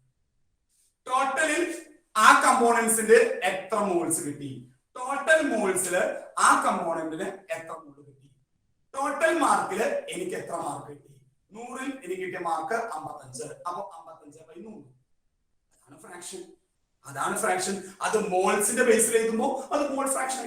Into 100 ഇല്ല, 100 പെർസെന്റേജ് ആയി, 100 ഇല്ല, വെറുതെ നമ്മൾ അത് ഇട്ട് പോയാണ്. അപ്പൊ എപ്പോഴും ശ്രദ്ധിക്കുക, ന്യൂമറേറ്റർ ചെറിയ വാല്യൂ ആയിരിക്കും, ഡിനോമിനേറ്റർ വലിയ വാല്യൂ. കോമൺ സെൻസ് ആണ് കേട്ടോ, അതൊക്കെ ഒരു കോമൺ സെൻസ് ആണ്. ഒന്ന് ആലോചിച്ചോ, ഞാൻ പറഞ്ഞ ഐഡിയ മനസ്സിലായിരിക്കുന്നു. ന്യൂമറേറ്റർ എന്ന് പറയുന്നത് വലിയ വാല്യൂ, ചെറിയ വാല്യൂ, ഡിനോമിനേറ്റർ എന്ന് പറയുന്നത് വലിയ വാല്യൂ. മോൾ ഫ്രാക്ഷൻസ് ബേസിസ്. പിന്നെ ഇത് എ കിട്ടി കഴിഞ്ഞ് ബി കണ്ടുപിടിക്കാൻ ഇങ്ങനെയൊന്നും ചെയ്യണ്ട, വേറെ മാർഗമുണ്ട്, അതിലേക്ക് ഞാൻ വരാം. ഇത്രയും എല്ലാവർക്കും ഓക്കെയാണ്. ഇവിടെ വരെ എഴുതുന്നതാണ് എന്റെ ധാരണ. ഇത് എഴുതിയിട്ട് ഇമ്പോർട്ടന്റ് റിസൾട്ട് ആയിട്ട് എഴുതിയിട്ടുണ്ടാവാം. അങ്ങനെയാണോ മക്കളെ?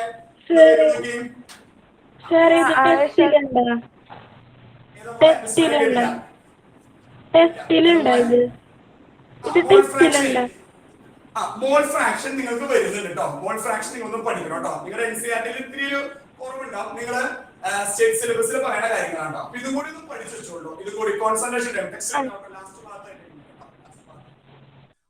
അപ്പൊ ഇതാണ് മോൾ ഫ്രാക്ഷൻ, ഇതാണ് മോൾ ഫ്രാക്ഷൻ. ഇനി ശ്രദ്ധിക്കേണ്ട കാര്യം, കുറച്ച് ഇമ്പോർട്ടന്റ് റിസൾട്ടുകളുണ്ട്. അത് നിങ്ങൾ അതുപോലെ തന്നെ പഠിക്കുക. റിസൾട്ട്സ്, ഒന്നാമത്തെ റിസൾട്ട് കേട്ടോ. ഒന്നാമത്തെ റിസൾട്ട് ഇങ്ങനെ എഴുതിക്കോളാം.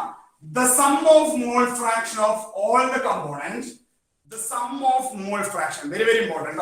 The sum of mole fraction of, mathematically the sum of mole fraction of all components. The sum of mole fraction of all components. Mole fraction. This is a problem. Problem കൂടി ചെയ്യണേ. Number of moles കണ്ടുപിടിക്കാൻ given mass divided by molecular mass. അതൊക്കെ by heart ആയിട്ട് കേട്ടോ, മനസ്സിലായോ? ഓർമ്മിക്കട്ടോ. Right, കാരണം ഇതൊക്കെ അവിടെ വേണ്ടി വരും. The sum of mole fraction of all components in a solution is equal to 1.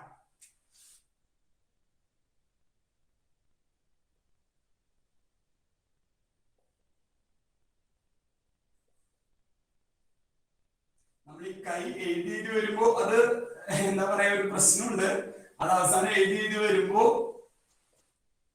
X ആയിട്ട് മാറും. ആക്ച്വലി അത് കൈ എന്നാണ് നമ്മൾ പറയാൻ. അടുത്ത വർഷം അത് വരുമ്പോൾ എക്സ് ആയിട്ട് മാറും. കുഴപ്പമില്ല, നിങ്ങൾ പഠിച്ചോളൂ. ഇങ്ങനെ ഒരു ലെറ്ററും കൂടി കൈ എന്ന് പറയുന്ന ലെറ്റർ കേട്ടോ. ഇങ്ങനെ എഴുതുന്നതിനെയാണ് ശരിക്കും നമ്മൾ കൈ എന്നൊക്കെ പറഞ്ഞ് എഴുതാം. നമ്മൾ ആ സമയത്ത് നമുക്ക് പങ്കി കൊടുത്ത് എഴുതാൻ ചിലപ്പോൾ സമയത്ത് കിട്ടിയെന്നൊന്നും വരില്ല. അപ്പൊ അത് ഓട്ടോമാറ്റിക്കലി എക്സ് ഒക്കെ ആയിട്ട് വരും. So chi1, first component mole fraction chi1, second component mole fraction chi2, third component mole fraction എപ്പോഴും അങ്ങനെയല്ലേ നമ്മൾ എഴുതാം. അതിലെ എല്ലാ കമ്പോണന്റ്സിനെയും മോൾ ഫ്രാക്ഷൻ ആഡ് ചെയ്താൽ you will get 1. എത്ര കമ്പോണന്റ് ഉണ്ടോ അത്രയും. ഞാനിവിടെ I എന്നാണ് അവസാനം എഴുതിയത്, ith കമ്പോണന്റ് വരെ. അതെനിക്ക് പറയാൻ പറ്റത്രയാണ്. ചിലപ്പോൾ 100 കമ്പോണന്റ് ആവാം, ചിലപ്പോൾ 2 കമ്പോണന്റ് ഉള്ളതായിരിക്കും, ചിലപ്പോ 10 കമ്പോണന്റ് ഉണ്ടാവും. എന്തും ആയിക്കോട്ടെ, അത്രയും കമ്പോണന്റ്, ഒരു കമ്പോണന്റ് പോലും ചോർന്നു പോവാതെ അത്രയും കമ്പോണന്റിന്റെ മോൾ ഫ്രാക്ഷൻ ആഡ് ചെയ്താൽ you will get 1. So that can be mathematically expressed like this. So this is called first importance. അപ്പൊ നിങ്ങൾ ഒന്ന് ആലോചിക്കുക, ഇവിടെ രണ്ട് കമ്പോണന്റ് ഉണ്ടല്ലോ. ആദ്യത്തെ കമ്പോണന്റ് മോൾ ഫ്രാക്ഷൻ കിട്ടി, ആദ്യത്തെ കമ്പോണന്റ് മോൾ ഫ്രാക്ഷൻ കിട്ടി. ഇനി രണ്ടാമത്തെ കമ്പോണന്റ് മോൾ ഫ്രാക്ഷൻ ഇതുപോലെ ചെയ്യണോ? വേണ്ട. രണ്ടാമത്തെ കമ്പോണന്റ് മോൾ ഫ്രാക്ഷൻ ഇതുപോലെ ചെയ്യുന്ന നമ്മൾ ഡെഫിനിഷൻ ഇതിപ്പോ അങ്ങനെ എഴുതിയുള്ളൂ. രണ്ടാമത്തെ നിങ്ങൾ എന്ത് ചെയ്താൽ മതി?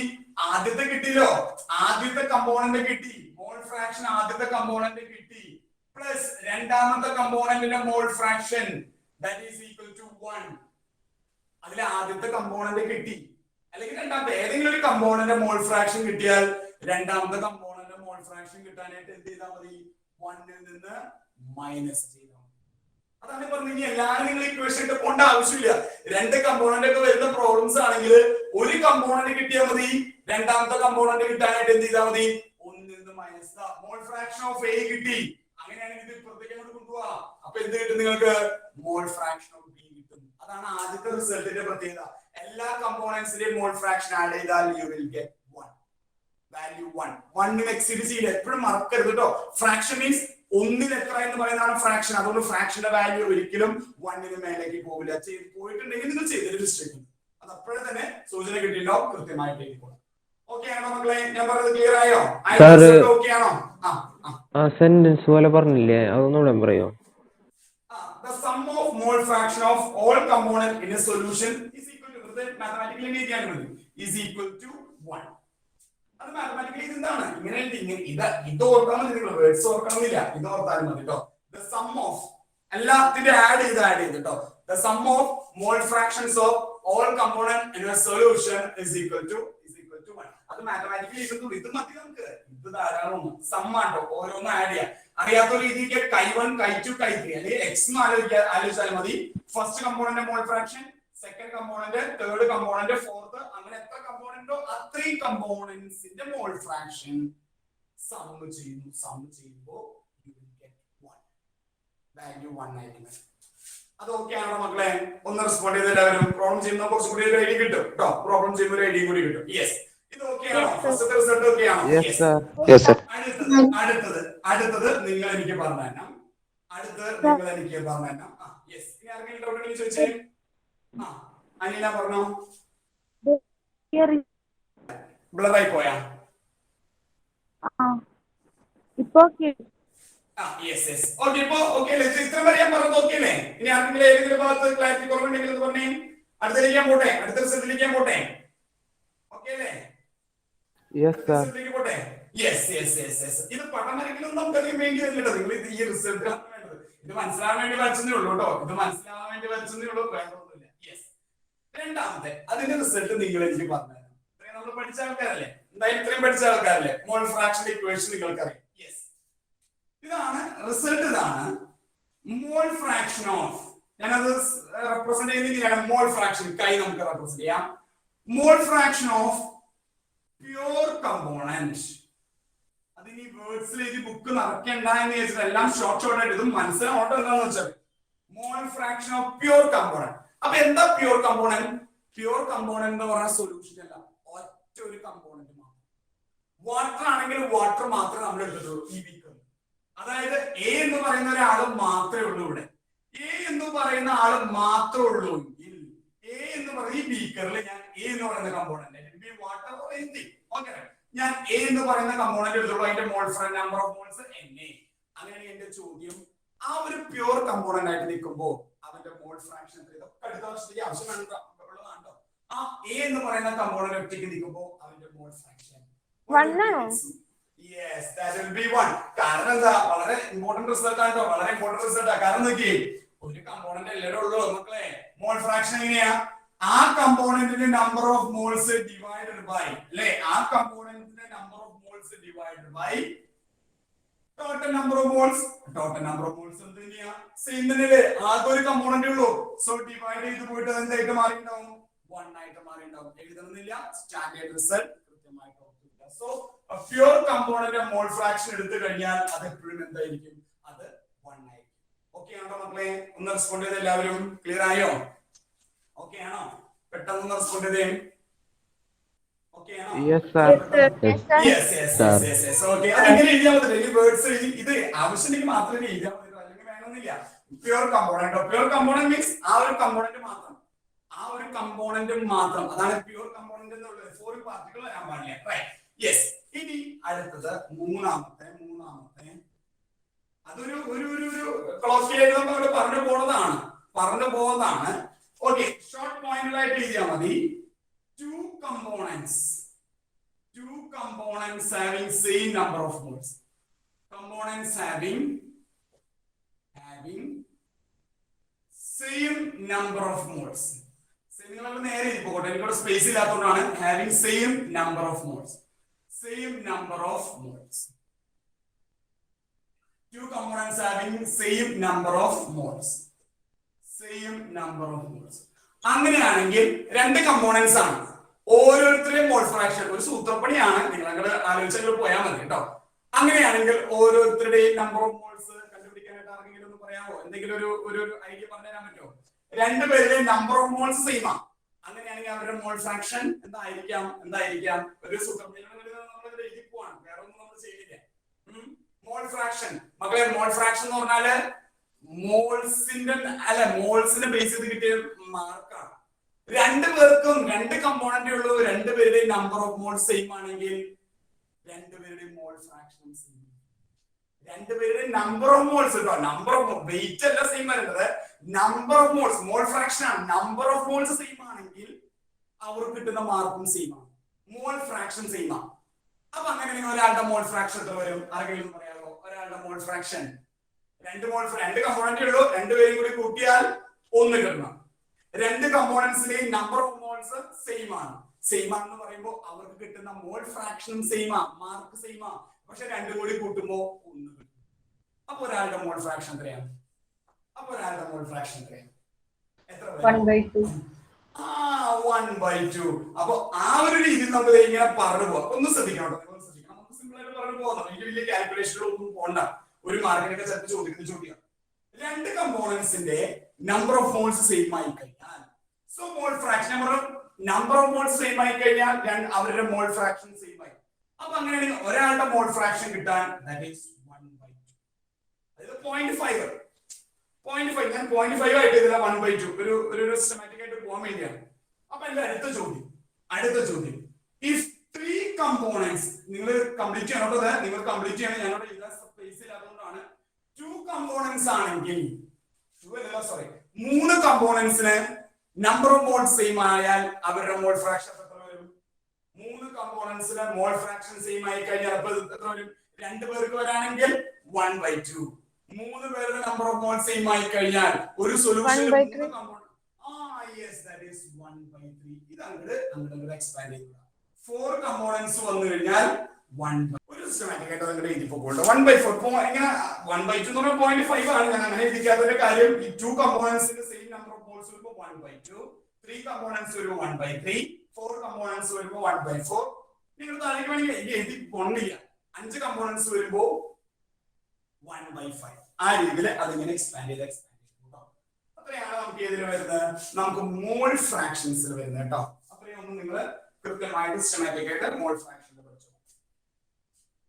മോൾ ഫ്രാക്ഷൻ വരെയാണ് പ്രോബ്ലംസ് ഉള്ളൂ. ബാക്കിയുള്ളതൊക്കെ വെറുതെ ഒന്ന് തൊട്ട് തലവടി പോകാൻ കുറച്ച് കോൺസെൻട്രേഷൻ നമുക്ക് അത്രയും ഡീറ്റെയിൽ ആയിട്ട് പഠിക്കാൻ. ഇത് 3 നിങ്ങൾ കൃത്യമായിട്ട് ഇതൊക്കെയാണ്. ഇതാണ് 3 ഇമ്പോർട്ടന്റ് റിസൾട്ട്സുകളായിട്ട് പറയുന്നത് കേട്ടോ. ആ മൂന്നാമത്തെ റിസൾട്ട് ടെസ്റ്റുകൾ ഉണ്ടാവില്ല, നിങ്ങൾ പഠിക്കാം. ഈ 2 റിസൾട്ട് ടെസ്റ്റിൽ ഉണ്ടാവും, മൂന്നാമത്തെ നിങ്ങൾ സെപ്പറേറ്റ് പഠിക്കാം. പരീക്ഷയ്ക്ക് ചോദിച്ചിട്ടുണ്ടോ വാട്ടറും എഥനോളും സെയിം നമ്പർ ഓഫ് മോൾസ് ആണ്, അങ്ങനെയാണെങ്കിൽ അവരുടെ മോൾ ഫ്രാക്ഷൻ ഒരു മാർക്കേ ഉള്ളൂ കേട്ടോ, പാർട്ട് എ ആണ്. നിങ്ങൾ വലിയ ഒരു പേജിലെ കാൽക്കുലേഷൻ ഒന്നും കൊണ്ട് നടക്കേണ്ട ആവശ്യമില്ല, സിമ്പിൾ കാൽക്കുലേഷൻ ഓർത്ത് വെക്കാം. 2 കമ്പോണൻസിന്റെ നമ്പർ ഓഫ് മോൾസ് സെയിം ആയി കഴിഞ്ഞാൽ ഓരോരുത്തരെയും മോൾ ഫ്രാക്ഷൻ 0.5 1/2 ആണ്. ഇത്രയും ഓക്കെ ആണോ മക്കളെ? ഐഡിയ കിട്ടിയോ എല്ലാവർക്കും? ഒന്ന് റെസ്പോണ്ട് ചെയ്ത് എല്ലാവരും മക്കളെ ഓക്കെ ആണോ? ഐഡിയ മനസ്സിലായോ? ഇത് ഇങ്ങനെ വിചാരിക്കരുത് 3 കമ്പോണൻസ് ആണെങ്കിൽ 1/3 അങ്ങനെയല്ല. ഈ കമ്പോണൻസ് എന്ന് പറഞ്ഞിട്ട് 1/3 ആവില്ല. 3 components having same number of moles അങ്ങനെയാണ് കേട്ടോ. ഞാൻ ആദ്യത്തെ എഴുതിയിട്ട് ബാക്കി എനിക്ക് സ്പേസ് ഇല്ലാത്തത് ഞാൻ എഴുതാത്താണ് കേട്ടോ. 2 components having same number of moles വരുമ്പോഴാണ് 1/2. അങ്ങനെ മാറരുത്. 3 components having same number of moles that is 1/3. 4 components having same number of mole, that is 1/4. അങ്ങനെ വേണം നിങ്ങൾ കാൽക്കുലേറ്റ് ചെയ്ത് പഠിക്കാനായിട്ട് കൃത്യമായിട്ട് പഠിക്കും. Yes, okay. ഒരു ചെറിയൊരു പ്രോബ്ലം, ഇതിന് വലിയ ബുദ്ധിമുട്ടുകളൊന്നും ഇല്ല. നമുക്ക് നമ്പർ ഓഫ് മോൾസ് കണ്ടുപിടിക്കാൻ നിങ്ങൾക്ക് സാധിച്ചു കഴിഞ്ഞാൽ വേറെ ഒന്നുമില്ല കേട്ടോ. നമ്പർ ഓഫ് മോൾസ് നിങ്ങൾക്ക് കാൽക്കുലേറ്റ് ചെയ്യാൻ സാധിച്ചു കഴിഞ്ഞാൽ നിങ്ങൾക്ക് വേറെ ഒന്നുമില്ല. സോ ഒരു സിമ്പിൾ പ്രോബ്ലം ചെയ്ത് നമുക്ക് മോൾ ഫ്രാക്ഷൻ അടുത്തേക്ക് പോവാം. സോ എഴുതിക്കോളാം. Calculate the mole fraction. ആദ്യം നിങ്ങളെ നമ്പർ ഓഫ് മോൾസ് കണ്ടുപിടിക്കാൻ ആദ്യം ചെയ്യണം കേട്ടോ. ആദ്യം അത് ചെയ്യാം. നമുക്ക് എന്തായാലും നമ്പർ ഓഫ് മോൾസ് അത് നമ്മുടെ ബേസിക്സ് ആണ് കേട്ടോ, തൊട്ടത്തെ കാര്യമാണ്. Okay, calculate the mole fraction of ethanol. Calculate the mole fraction of the solution obtained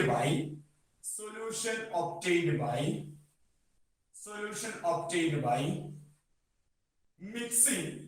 Weight ആണ് ഞാൻ തരുന്നത്, അത് നിങ്ങൾ മോൾസ് ആക്കണം കേട്ടോ. മിക്സിംഗ് സിമ്പിൾ കാൽക്കുലേഷൻ ആണ്, വലിയ കാൽക്കുലേഷനിലേക്ക് ഒന്നും പോണില്ല. അത് വരുമ്പോ ആ രീതിയിൽ നിങ്ങൾ ചെയ്യാം കേട്ടോ. Mixing 36 gram water and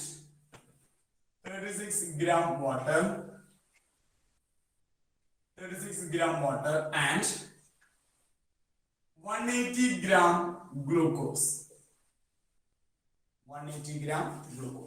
ഗ്ലൂക്കോസിന്റെ molecular formula already നിങ്ങൾ എഴുതി വെച്ചല്ലോ, പിന്നെ അതുകൊണ്ട് വലിയ പ്രശ്നങ്ങളില്ല കേട്ടോ. 180 gram glucose. യെസ്, അപ്പൊ വേഗം ഒന്ന് ചെയ്ത് നോക്കി. ഇതിപ്പോ ഞാൻ വെയിറ്റ് ആണ് തന്നിരിക്കുന്നത്.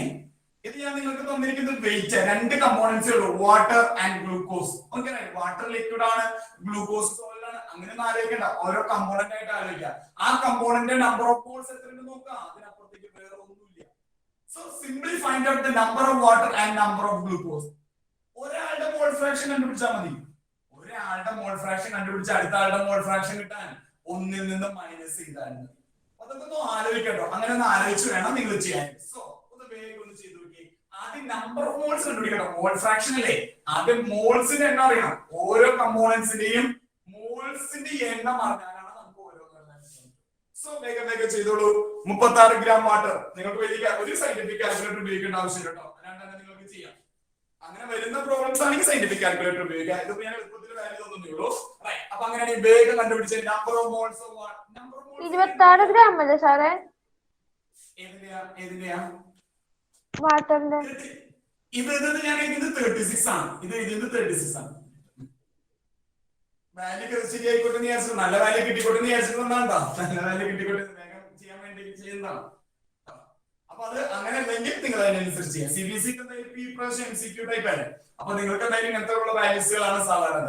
അപ്പൊ അത് അപ്രോക്സിമേറ്റ് ചെയ്യാം. നിങ്ങൾക്ക് 4 ഓപ്ഷനിൽ ഏതെങ്കിലും ഒരു ഓപ്ഷൻ ആയിരിക്കും കറക്റ്റ് ആയിട്ട് ഉണ്ടാവാം. അപ്പൊ അതിനനുസരിച്ച് നിങ്ങൾക്ക് സെറ്റ് ചെയ്ത് കഴിഞ്ഞാൽ CBSE എഴുതുന്നവര് ശ്രദ്ധിക്കണം. ആദ്യം നിങ്ങൾ ഞാൻ ഇങ്ങനെയൊക്കെ വേർഡ്സിൽ എഴുതുന്നില്ല, ഇങ്ങനെ എഴുതിയാലും മതി കേട്ടോ.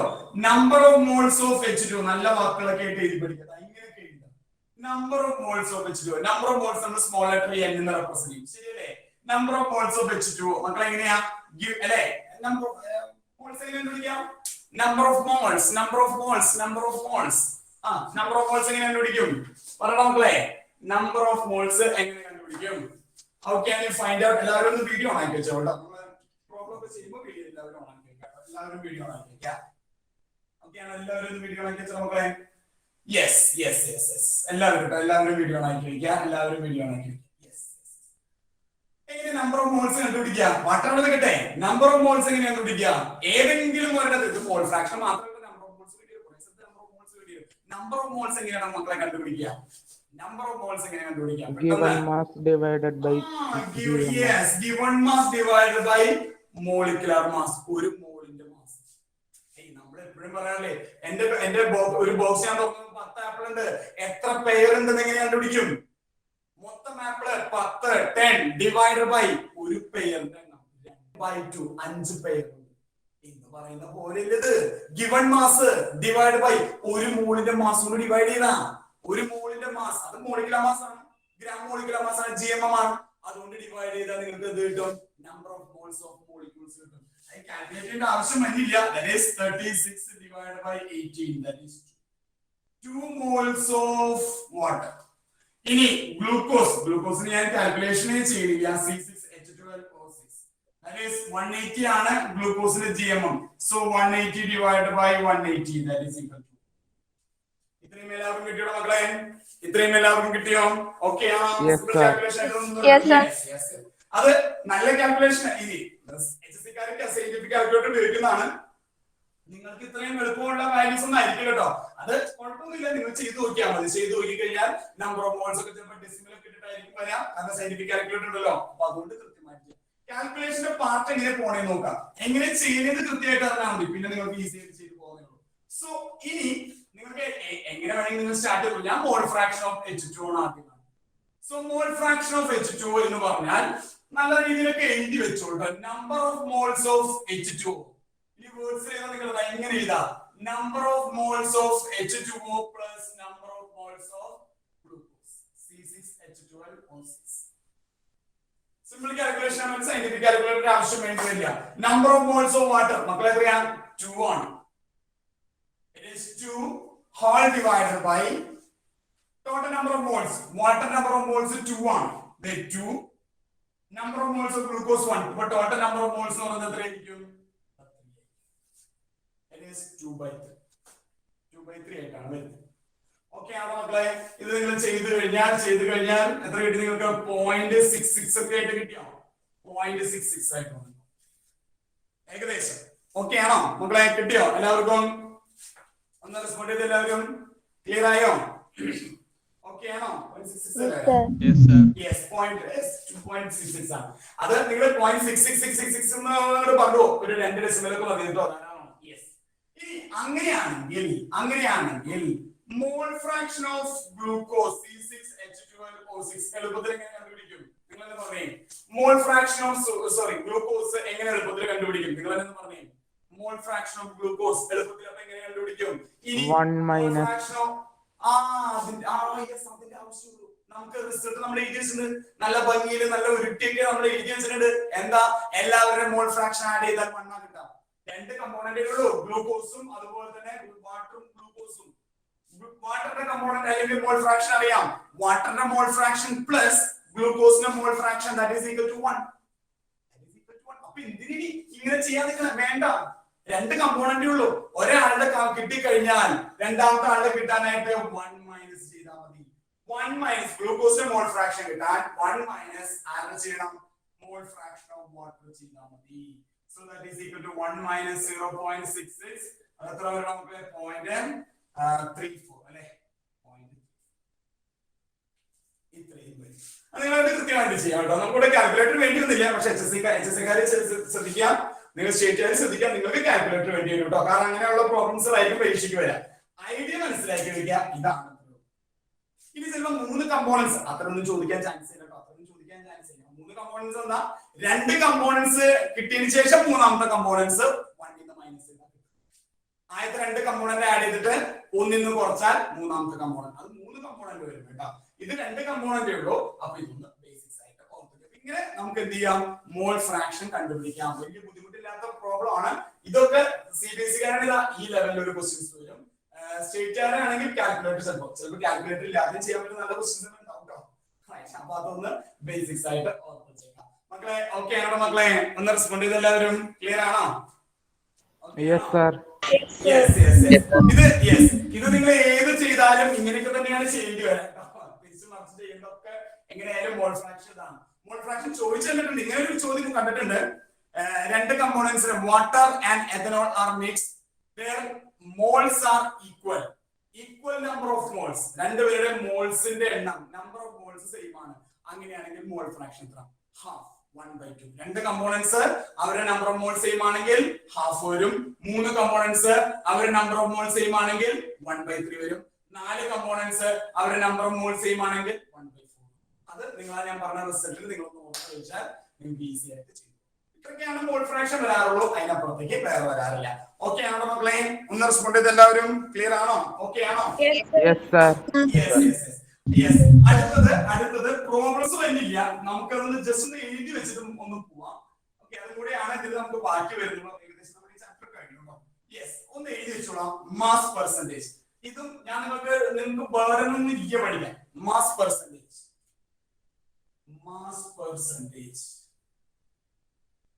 Mass percentage. നമുക്ക് വേണമെങ്കിൽ ഇതാ ഇങ്ങനെ വെയിറ്റ് പെർസെന്റേജ് എന്നൊക്കെ എഴുതാം. Mass percentage or weight percentage രണ്ടും സെയിം തന്നെയാണോ, രണ്ടും വലിയ വ്യത്യാസങ്ങളൊന്നും വരാറില്ല. Mass percentage or weight percentage രണ്ടും ഒന്ന് തന്നെ. ഞാൻ പറയുന്നത് നിങ്ങൾ ഇതാണ് നിങ്ങൾ പരീക്ഷയുടെ മാർക്ക് കൂട്ടുന്നെങ്കിൽ നിങ്ങൾ 100 നിങ്ങളെ മാർക്ക് ഇങ്ങനെ പറയാം പെർസെന്റേജ് അല്ലെ, എനിക്ക് 80% മാർക്ക് കിട്ടി, എനിക്ക് 95% മാർക്ക് കിട്ടി, എനിക്ക് 90% മാർക്ക് കിട്ടി എന്നൊക്കെ പറഞ്ഞാൽ നമുക്ക് വിളിച്ചാർന്നില്ലേ, അതുപോലെ പെർസെന്റേജിൽ പറയാ. അതായത് ഔട്ട് ഓഫ് 100 എത്ര, ഔട്ട് ഓഫ് 100. പക്ഷേ എനിക്ക് 50-ല് 45 മാർക്ക് കിട്ടി, ഇത് പെർസെന്റേജിൽ എങ്ങനെ പറയാം? എന്താ നിങ്ങൾ സാധാരണ ചെയ്യാറ്? നിങ്ങൾ സാധാരണ ചെയ്യുന്ന പരിപാടി മാത്രം പറയാം. എനിക്ക് മാക്സിമം ഞാൻ എടുക്കുന്നില്ല. എനിക്ക് കിട്ടിയ 50, എനിക്ക് 45 മാർക്ക് കിട്ടി. ഇതിന്റെ പെർസെന്റേജ് എങ്ങനെയാണ് നിങ്ങൾ? ഇതിന്റെ percentage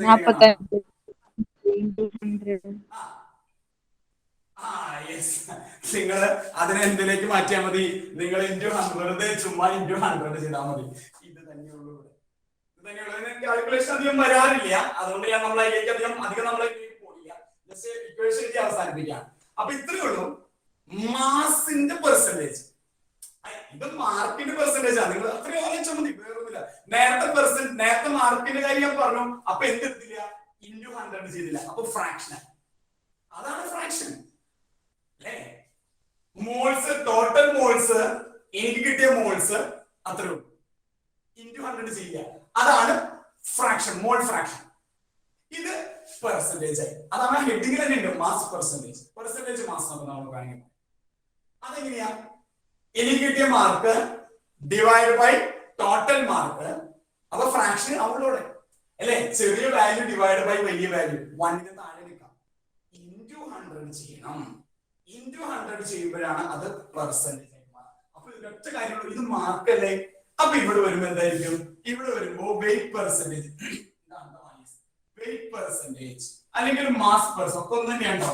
weight percentage or mass percentage mass of solute, mass of solute divided by mass of solution. Mass of solution എന്തായാലും കൂടുതലാണല്ലോ. mass of solution × 100. ഇങ്ങനെ വരാറില്ല, അതുകൊണ്ടാണ് ഞാൻ പിന്നെ അതിലേക്ക് അധികം പോകാത്ത കേട്ടോ. mass percentage, yes. mass of solute divided by mass of solution. നമുക്ക് കൂടുതലും സ്റ്റിക്ക് ഓൺ ചെയ്യാറ് മൊളാരിറ്റി തന്നെയാണ് കേട്ടോ. മൊളാരിറ്റി തന്നെയാണ് നമുക്ക് കൂടുതലും പരീക്ഷയ്ക്ക് വരാറ്. പിന്നെ വരുന്നത് മോൾ ഫ്രാക്ഷൻ. മാസ് പെർസെന്റേജ് ഒക്കെ വരും, അതൊക്കെ +2-ലാണ് കുറച്ചുകൂടി കൂടുതൽ വരാം. നമുക്ക് ഇവിടെ അധികം ഇല്ല. അപ്പൊ ഇവിടെ നിങ്ങൾ ഇക്വേഷൻ എഴുതി അവസാനിപ്പിച്ചാൽ മതി. That is mass of solute, സൊല്യൂട്ടിന്റെ മാസ് ഡിവൈഡ് ബൈ സൊല്യൂഷന്റെ മാസ് കൂടുതലായിരിക്കും. അതായത് ഇത്ര സൊല്യൂഷനിൽ എത്രത്തോളം ഭാഗം സൊല്യൂട്ട് ഉണ്ട് അത് പറയുന്നതിനെയാണ് നമ്മൾ എന്ത് വിളിക്കുക? Mass percentage. ഔട്ട് ഓഫ് 100 മൊത്തം മാസ് 100 ആയാൽ നിങ്ങൾ നല്ല 100 പാർട്ട് ബൈ മാസ് എന്നൊക്കെ ചിലപ്പോൾ എഴുതി കാണിക്കാം. നിങ്ങളുടെ ഡെഫിനിഷൻ ഒക്കെ നോക്കി കഴിഞ്ഞാൽ അത് ഇത്രയേ ഉള്ളൂ. മൊത്തം മാസ്, സൊല്യൂഷനെ മൊത്തം മാസ് 100 ആക്കി നിങ്ങൾ വിചാരിക്കും. ഔട്ട് ഓഫ് 100 അതിൽ എത്ര ഭാഗം സൊല്യൂട്ട് ഉണ്ട്, എത്ര പാർട്ട് സൊല്യൂട്ട് ഉണ്ട് എന്ന് പറയുന്നതിനെയാണ് മാസ് പെർസെന്റേജ്. അപ്പൊ അത് പല രീതിയിൽ പറയാറുണ്ട്. അപ്പൊ നിങ്ങൾ ഇത്ര ഓർത്താൽ മതി, ഔട്ട് ഓഫ് 100 എത്രത്തോളം സൊല്യൂട്ട് ഉണ്ട് എന്ന് പറയുന്നതിനെയാണ് മാസ് പെർസെന്റേജ് എന്ന് പറയുന്നത്. സിമ്പിൾ കാൽക്കുലേഷൻ ആണ്. ജസ്റ്റ് ഒന്ന് ഓർത്തു വയ്ക്കുക, ഇങ്ങനെയും കോൺസെൻട്രേഷൻ കാൽക്കുലേറ്റ് ചെയ്യാം. യെസ്, അപ്പൊ അത് അധികം വരാറില്ല, ജസ്റ്റ് നോട്ട് ചെയ്ത് വെച്ചേക്കാം കേട്ടോ.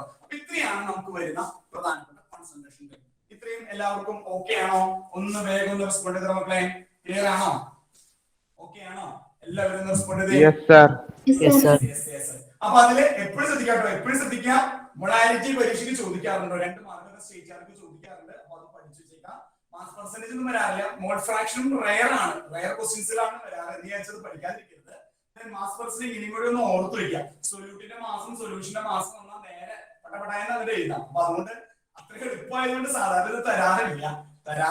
എളുപ്പമാണ്, കാരണം ആർക്കായാലും എഴുതാം. ആർക്കായാലും മാസ് പെർസെന്റേജ് കാണാൻ എളുപ്പമാണ് എഴുതാം. അപ്പൊ അതുകൊണ്ട് ഇതധികം തരാറില്ല. മൊളാരിറ്റിയാണ് കൂടുതൽ സ്റ്റിക്ക് ഓൺ ചെയ്തിട്ടുള്ളത്. അപ്പൊ അത് പ്രത്യേകം പഠിക്കാം. ഡെഫിനിഷൻ പഠിക്കാറുണ്ട്, കാൽക്കുലേഷൻ പഠിക്കാം. ടെമ്പറേച്ചർ ഡിപെൻഡൻസി മറക്കരുത്. ടെമ്പറേച്ചർ ഡിപെൻഡൻസി ചോദിച്ചിട്ടുണ്ട്, പലതവണ ചോദിച്ചിട്ടുണ്ട്. 1 മാർക്ക്, പാർട്ട് എയില് 1 മാർക്ക് ചോദിച്ചിട്ടുണ്ട്. CBSE പഠിക്കുന്നവർ ശ്രദ്ധിക്കാം. നിങ്ങൾക്ക് MCQ ആണ് ടെമ്പറേച്ചർ ഡിഫറൻസ് എന്തായാലും ചോദിക്കാൻ ചാൻസ് ഉള്ള ഒരു ക്വസ്റ്റ്യൻ കൂടി. അപ്പൊ CBSE പഠിക്കുന്നവർ അതൊന്ന് പ്രത്യേകം നോട്ട് ചെയ്തു. Yes, okay. അപ്പൊ അത്രയാണ് നമുക്ക് ഇതിൽ വരുന്നത്. സം ബേസിക് കൺസെപ്റ്റ്സില് മെയിൻ ആയിട്ട് നമുക്ക് വരുന്നത്. ഇത്രയും ഓക്കെ ആണോ മക്കളെ? ഒന്ന് റെസ്പോണ്ട് ചെയ്ത് എല്ലാവരും. ക്ലിയർ ആയോ? ഓക്കെ ആണോ? Yes sir. Yes. അപ്പൊ ഇത് ചെയ്ത് പഠിക്കാം, ഇതിൽ ചെയ്ത് പഠിക്കാം. ഇതില് ഒരൊറ്റ കാര്യം, നിങ്ങള് മോൾ കൺസെപ്റ്റ് ഞാൻ പറഞ്ഞല്ലോ, അത് നിങ്ങൾക്ക് ഒരിക്കലും കാണാണ്ട് പഠിക്കാനുള്ള കാര്യങ്ങളല്ല, മനസ്സിലാക്കി പഠിക്കാനുള്ള കാര്യം. അത് നിങ്ങൾ ചെയ്ത് പഠിക്കാം. നമ്മള് LHS, RHS നിങ്ങൾ നോക്കിയാൽ മതി. ഒട്ടുമിക്ക നമ്മൾ പോയേക്കുന്നത് ഒരേ വാല് പിടിച്ചാണ് നമ്മൾ പോയേക്കുന്നത്, അല്ലെങ്കിൽ ഒരേ പാറ്റേണിലാണ് പോയേക്കുന്നത്. ആ സിസ്റ്റമാറ്റിക് ആയിട്ടുള്ള പാറ്റേൺ മനസ്സിലാക്കി കഴിഞ്ഞാൽ ഇതൊന്നുമില്ല. മോൾ കൺസെപ്റ്റ് ഞാൻ പറഞ്ഞല്ലോ, നിങ്ങൾ പരീക്ഷയ്ക്ക് സെപ്പറേറ്റ് പഠിക്കും. അപ്പൊ ഇത് പറഞ്ഞു വന്ന കാര്യത്തിലേ ഉള്ളൂ. ആ മോൾ കൺസെപ്റ്റ് ഒന്ന് ഓർപ്പിക്കുക, അത് മനസ്സിലാക്കി തന്നെ പഠിക്കണം. കാരണം അവിടെയാണ് നമുക്ക് നമ്പർ ഓഫ് മോൾസ് കാൽക്കുലേറ്റ് ചെയ്യുന്നത്. ചിലപ്പോൾ എളുപ്പത്തിൽ തന്നെ ചോദിക്കാം, നമ്പർ ഓഫ് മോൾസ് കാൽക്കുലേറ്റ് ചെയ്ത് കെമിക്കൽ ഇക്വേഷനിൽ ചെയ്യുന്നത് ലിമിറ്റിംഗ് റിയേജന്റ്, എക്സസ് റിയേജന്റ്. ഞാൻ നിങ്ങൾക്ക് പറഞ്ഞു എങ്ങനെ വരുമ്പോഴാണ് ലിമിറ്റിംഗ് റിയേജന്റ് നിങ്ങൾക്ക് ആലോചിക്കേണ്ടി വരിക. ക്വസ്റ്റ്യനില് ഈ if there is any limiting reagent find out, അങ്ങനെ ഒരു സംശയം ക്വസ്റ്റ്യൻ തന്നെ ഇട്ടിട്ടുണ്ടെങ്കിൽ നിങ്ങൾ വിചാരിച്ചു അവിടെ ലിമിറ്റിംഗ് റിയേജന്റ് ഉണ്ട്. അല്ലെങ്കിൽ നിങ്ങൾ ശ്രദ്ധിച്ചോളാം, രണ്ട് റിയാക്ടന്റിന്റെയും മാസ് ഉണ്ട്. എത്രയാ? ഇപ്പോ നൈട്രജനും ഹൈഡ്രജൻ റിയാക്ട് ചെയ്ത് അമോണിയ ഉണ്ടായി. ഹൈഡ്രജൻ റിയാക്ട് ചെയ്ത് അമോണിയ ഉണ്ടായി. 20 gram of nitrogen and 30 gram of hydrogen are reacted together to form ammonia. അങ്ങനെ ഒരു ക്വസ്റ്റ്യൻ വന്നാൽ ഓർത്തോളാം, നിങ്ങൾക്ക് ഒരു ലിമിറ്റിംഗ് റിയേജന്റിന്റെ കഴിയുന്നുണ്ട്. എന്താ പറഞ്ഞേ? രണ്ട് റിയാക്ടൻസും റിയാക്ട് ചെയ്യുന്നത്, അല്ലെങ്കിൽ റിയാക്ട് ചെയ്യുന്ന രണ്ട് റിയാക്ടൻസിന്റെയും മാസ് നിങ്ങൾക്ക് തന്നിട്ടുണ്ട്. സ്റ്റാൻഡേർഡ് മാസ് എന്തായാലും അവർ തരില്ല, മോളിക്കുലർ മാസ് അല്ല, അത് നമ്മൾ കാൽക്കുലേറ്റ് ചെയ്യണം. അല്ലെങ്കിൽ നമുക്ക് ഇപ്പൊ നൈട്രജനും അമോണിയ ഇതൊക്കെ കണ്ടുപിടിക്കാൻ വലിയ ബുദ്ധിമുട്ടൊന്നും.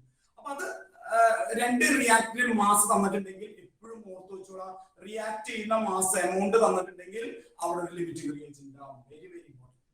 അല്ല, ഇങ്ങനെയാണ് question, calculate the mass of nitrogen to completely react with inner reactant. അപ്പൊ അങ്ങനെ വരുമ്പോ ഒരു റിയാക്ടന്റ് മാത്രം മാസ് തന്നിട്ടുള്ളൂ, അല്ലെങ്കിൽ മാസ് കണ്ടുപിടിക്കേണ്ടതുള്ളൂ. അങ്ങനത്തെ ക്വസ്റ്റ്യൻസ് വരുമ്പോൾ ഓർത്ത് വെച്ചോളാം, അവിടെ ലിമിറ്റിംഗ് റിയേജന്റ് ഉണ്ടാവാനുള്ള ചാൻസ്. കംപ്ലീറ്റ്ലി റിയാക്ഷൻ എന്ന് പറയുമ്പോൾ പിന്നെ അവിടെ നിങ്ങൾക്ക് ലിമിറ്റിംഗ് റിയേജന്റ് ഓർക്കേണ്ട ആവശ്യമില്ല. അല്ലാത്ത കേസിൽ രണ്ട് റിയാക്ടന്റിന്റെയും റിയാക്ട് ചെയ്യുന്ന എമൗണ്ട് തന്നാൽ, രണ്ട് റിയാക്ടന്റിന്റെയും റിയാക്ട് ചെയ്യുന്ന എമൗണ്ട് തന്നാൽ ഉടനടി ഓർത്തോളാം, അവർ ലിമിറ്റിംഗ് റിയേജന്റ് ചിലപ്പോൾ പറഞ്ഞിട്ടുണ്ടാവില്ല. കഴിഞ്ഞതിന്റെ മുമ്പത്തെ വർഷത്തെ എക്സാമിന് അത് പറഞ്ഞിട്ടില്ല. കുട്ടികൾ നേരെ കൂട്ടി കാൽക്കുലേറ്റ് ചെയ്ത് വെച്ചു. ലിമിറ്റിംഗ് റിയേജന്റ് വെച്ച് ചെയ്തവർക്ക് പണി കിട്ടിയില്ല, പക്ഷെ എക്സസ് റിയേജന്റ് വെച്ച് ഇക്വേറ്റ് ചെയ്ത കുട്ടികൾക്കൊക്കെ പണി കിട്ടി. അപ്പൊ അതുകൊണ്ട് പ്രത്യേകം ശ്രദ്ധിക്കുക, 2-3 മാർക്കൊക്കെ ഉണ്ടാവും. അതുകൊണ്ട് തെറ്റിക്കരുത്. രണ്ട് റിയാക്ടന്റിന്റെ മാസ് നിങ്ങളുടെ മുന്നിലേക്ക് ഇട്ട് തന്നിട്ടുണ്ടെങ്കിൽ അവിടെ ലിമിറ്റിംഗ് റിയേജന്റ് നോക്കിയിട്ട് വേണം നിങ്ങൾ ചെയ്യാനായിട്ട്. വളരെ വളരെ പ്രധാനപ്പെട്ട. അത് സാധാരണ മുമ്പത്തെ ക്വസ്റ്റ്യൻ, എത്താമത്തുള്ള ക്വസ്റ്റ്യൻസിലൊക്കെ which is a limiting reagent ഒരു ചോദ്യം ഉണ്ടായിരുന്നു. ഇപ്പൊ അതില്ല, ഇപ്പൊ അങ്ങനെ ചോദിക്കില്ല. അപ്പൊ അതുകൊണ്ട് ആ കെണി മുന്നിലേക്ക് വെച്ചിരിക്കുന്ന കെണി എന്താണെന്ന് കൃത്യമായിട്ട് മനസ്സിലാക്കി ചെയ്യാൻ ശ്രമിക്കുക. നമുക്ക് അതായത് ചോയ്സും കാര്യങ്ങളൊക്കെ ഉണ്ടാവും, അതവിടെ നിൽക്കട്ടെ. നമ്മൾ ചെയ്യുന്ന ക്വസ്റ്റ്യൻ കൃത്യമായിട്ട് ചെയ്യാമല്ലോ, എന്തിനാ വെറുതെ ആവശ്യമില്ലാന്ന് നമ്മള് സമയം കളയണേ. അപ്പൊ അതുകൊണ്ട് കൃത്യമായിട്ട് ഈ പറയുന്ന സൂത്രപ്പണി വെച്ച് ഒന്ന് ആലോചിച്ചു. പിന്നെ നമുക്ക് empirical formula, molecular formula, 1 mark or 3 mark. 1 മാർക്കും ചോദിക്കും, 2 മാർക്കും ചോദിക്കും, 3 മാർക്കും ചോദിക്കും. എംപിരിക്കൽ ഫോർമുല എങ്ങനെ കണ്ടുപിടിക്കാം, മോളിക്കുലർ ഫോർമുല എങ്ങനെ കണ്ടുപിടിക്കാം, what is the relation between empirical formula and molecular formula നമ്മൾ ക്ലാസ്സിൽ തന്നെ എഴുതിച്ചതാണ്. ഒരു മോളിക്കുലർ ഫോർമുല എന്നിട്ട് എംപിരിക്കൽ ഫോർമുല 1 മാർക്ക് ക്വസ്റ്റ്യൻ നമ്മൾ ചെയ്താണ് ക്ലാസ്സിൽ. എല്ലാ പാറ്റേണും നമ്മൾ ചെയ്തിട്ടുണ്ട് കൃത്യമായിട്ട്. പിന്നെ മാസ് പെർസെന്റേജ് കാണാനുള്ള, അല്ലെങ്കിൽ മാസ് പെർസെന്റേജ് പെർസെന്റേജ് കോമ്പോസിഷൻ കണ്ടുപിടിക്കാനുള്ള CBSE-കാരി ശ്രദ്ധിക്കാൻ. നിങ്ങൾ പെർസെന്റേജ് കോമ്പോസിഷൻ പ്രത്യേകം എടുത്ത് പറഞ്ഞു ചോദിക്കാം. സ്റ്റേറ്റുകാർക്ക് റെയർ ആയിട്ടാണ് ചോദിക്കാറുള്ളത്, അതൊന്ന് ഓർത്തിരിക്കാം. Then law of chemical combination പ്രത്യേകം ഒരു 5 എണ്ണം ഉണ്ട്. അതേ law of multiple proportion, law of definite proportion ചോദ്യങ്ങൾ വരാറുണ്ട്. തിയറി സ്റ്റേറ്റ് ചെയ്യാൻ ചോദിക്കാറുണ്ട്, ഇല്യൂസ്ട്രേറ്റ് ചെയ്യാനും പഠിക്കാറുണ്ട്. എല്ലാവരും വെറുതെ ഇങ്ങനെ തട്ടിക്കുട്ടി പഠിക്കുന്നില്ല, ഇല്യൂസ്ട്രേറ്റ് ചെയ്യാൻ പഠിക്കാം. അത് പ്രപ്പോസ് ചെയ്ത സയന്റിസ്റ്റുകൾ ചോദിച്ചിട്ടുണ്ട്. അത് ബാക്കി എല്ലാത്തിന്റെ സയന്റിസ്റ്റുകൾ ഞാൻ അധികം പറയാറില്ല, ഇതിന്റെ സയന്റിസ്റ്റുകളൊന്നും പഠിച്ചു. അപ്പൊ എത്രയാണ്. പിന്നെ ലാസ്റ്റ് വരും നമുക്ക് കോൺസെൻട്രേഷൻ ടേം. കോൺസെൻട്രേഷനിൽ ഞാൻ പറഞ്ഞല്ലോ മൊളാരിറ്റി ഇതാണ് കൂടുതൽ സ്റ്റിക്ക് ഓൺ ചെയ്ത് ചോദിക്കാറ്. ബാക്കിയുള്ളത് റെയർ ആണ്. അപ്പൊ അതൊന്നും കൂടുതൽ ഫോക്കസ് ചെയ്തിട്ട് ബാക്കിയുള്ളതൊന്ന് കണക്ട് ചെയ്ത് പഠിച്ചു. യെസ്, അപ്പൊ ഇത്രയാണ്. ബാക്കിയുള്ള റിവിഷൻ ഒക്കെ വരുമ്പോൾ നമുക്ക് ഒന്നുകൂടി നമുക്ക് നോക്കാം. യെസ്, ഇപ്പൊ ഏകദേശം ഒരു ക്ലിക്ക് ആയോ? ഫസ്റ്റ് ചാപ്റ്റർ ഒന്ന് റെസ്പോണ്ട് ചെയ്ത മക്കളെ ഓക്കെ ആണോ? ക്ലിയർ ആയോ? ഐഡി കിട്ടിയോ? എല്ലാവരും ഒന്ന് വേഗം റെസ്പോണ്ട് ചെയ്ത്. Yes sir. ഓക്കെ. രണ്ടാമത്തെ ചാപ്റ്റർ നമ്മൾ എടുത്തതാണ്, മൂന്നാമത്തെ ചാപ്റ്റർ നമ്മൾ കഴിഞ്ഞതാണ്.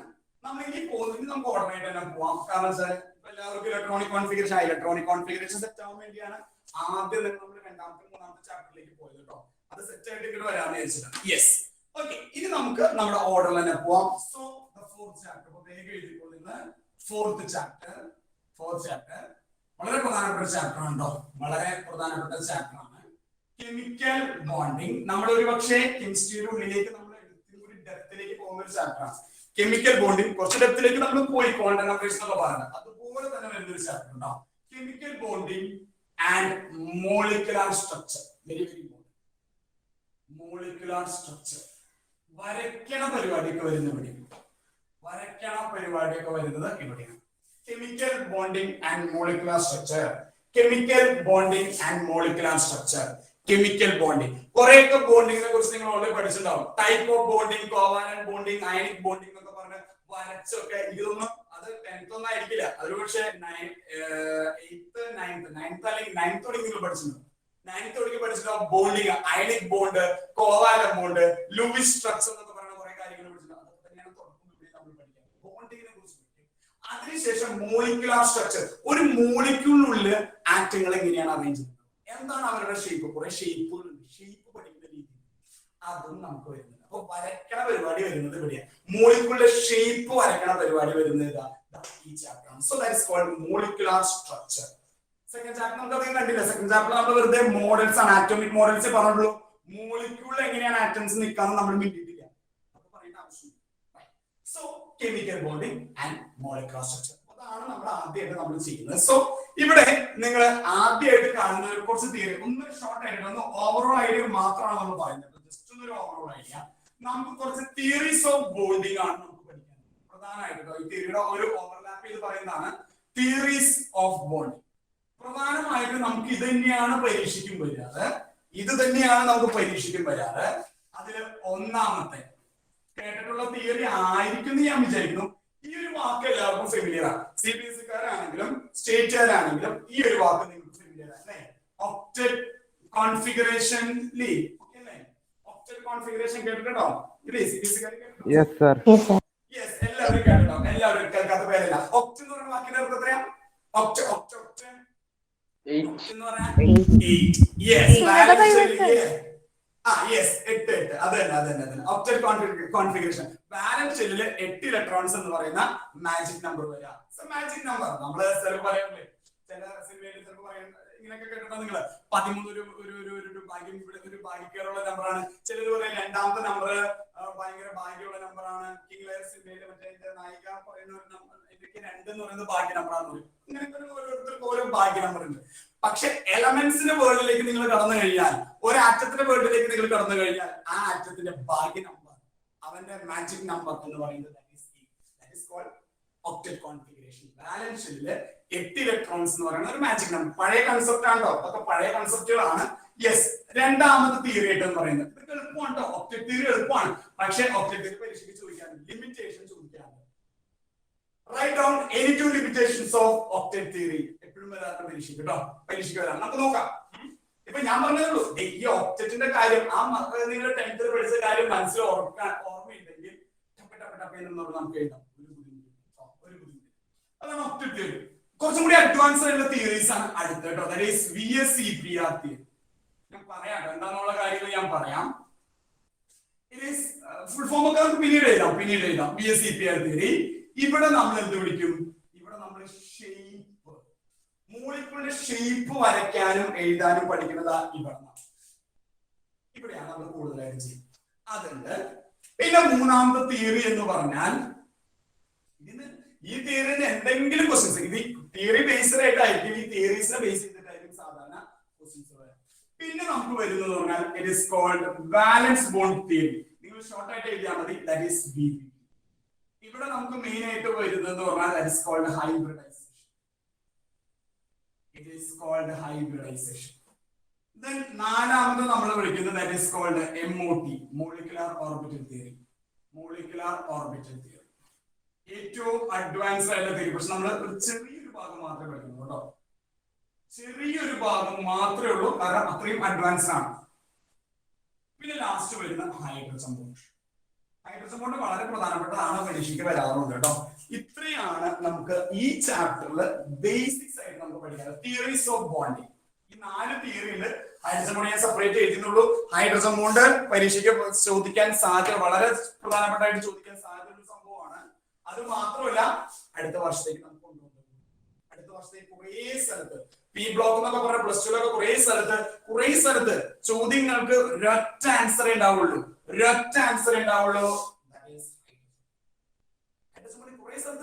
കുറെ സ്ഥലത്ത് നിങ്ങൾ പ്ലസ് ടുന്റെ പി ബ്ലോക്ക് എന്ന് പറയുന്ന ചാപ്റ്ററിൽ അല്ലെങ്കിൽ അതുമായിട്ട് ബന്ധപ്പെട്ട കുറെ സ്ഥലത്ത് നിങ്ങൾ ഇങ്ങനെ ആൻസർ പരതുമ്പോ അവിടെ കാണുന്ന ഒരേ ഒരു ആൻസർ ആണ് ദാറ്റ് ഈസ് ഹൈഡ്രജൻ. അപ്പൊ നോക്കി, സംഭവം കുഞ്ഞു ടോപ്പിക്കാണ്, പക്ഷെ അതിന്റെ ആപ്ലിക്കേഷൻ എവിടെ വരെയുണ്ട്? പ്ലസ് ടു വരെ. അതുകൊണ്ട് കൃത്യമായിട്ട് കുഞ്ഞു ടോപ്പിക്കാണ്. ഇത് തിയറി ഒന്നല്ല, ഇത് ജസ്റ്റ് ഒരു ബോണ്ടാണ്. What you mean by hydrogen നമുക്ക് പഠിക്കാം, എന്തായാലും പഠിക്കാം. അപ്പൊ ഇത്രയാണ് വലിയ ചാപ്റ്റർ ആയതുകൊണ്ടാണ് ഒരു ഓവറോൾ ഐഡിയ ഞാൻ പറയുന്നത്. ഇതിന്റെ ഇടയിൽ കൂടെ കുഞ്ഞു ടോപ്പിക്കുകളൊക്കെ കയറി വരും. പക്ഷേ ഒരു എക്സാം പോയിന്റ് ഓഫ് വ്യൂ നിങ്ങൾ ഇവിടെയാണ് കുറച്ചും കൂടി ഫോക്കസ്ഡ് ആയിട്ട് പഠിക്കുന്നത്. നിങ്ങൾ എൻസിആർടി നോക്കിക്കഴിഞ്ഞാൽ കൂടുതൽ ഉണ്ടാവും കേട്ടോ. അതൊന്നും എല്ലാ ഭാഗത്തൊന്നും ചോദിക്കുന്നില്ല. ഈ ഭാഗം നിങ്ങൾ ഇത്രയും ഭാഗം നിങ്ങൾ പക്കയാക്കിയിട്ട് പോവാണെങ്കിൽ പിന്നൊന്നും വേണ്ട, നമുക്ക് ഈ ചാപ്റ്ററിൽ നിന്ന് ഫുൾ മാർക്ക് നമുക്ക് സ്കോർ ചെയ്യാം. ഓക്കെ ആണോ മക്കളെ? ക്ലിയർ ആണോ? എല്ലാവരും ഒന്ന് വേഗം റെസ്പോണ്ട് ചെയ്തേ. ഓക്കെ അല്ലേ?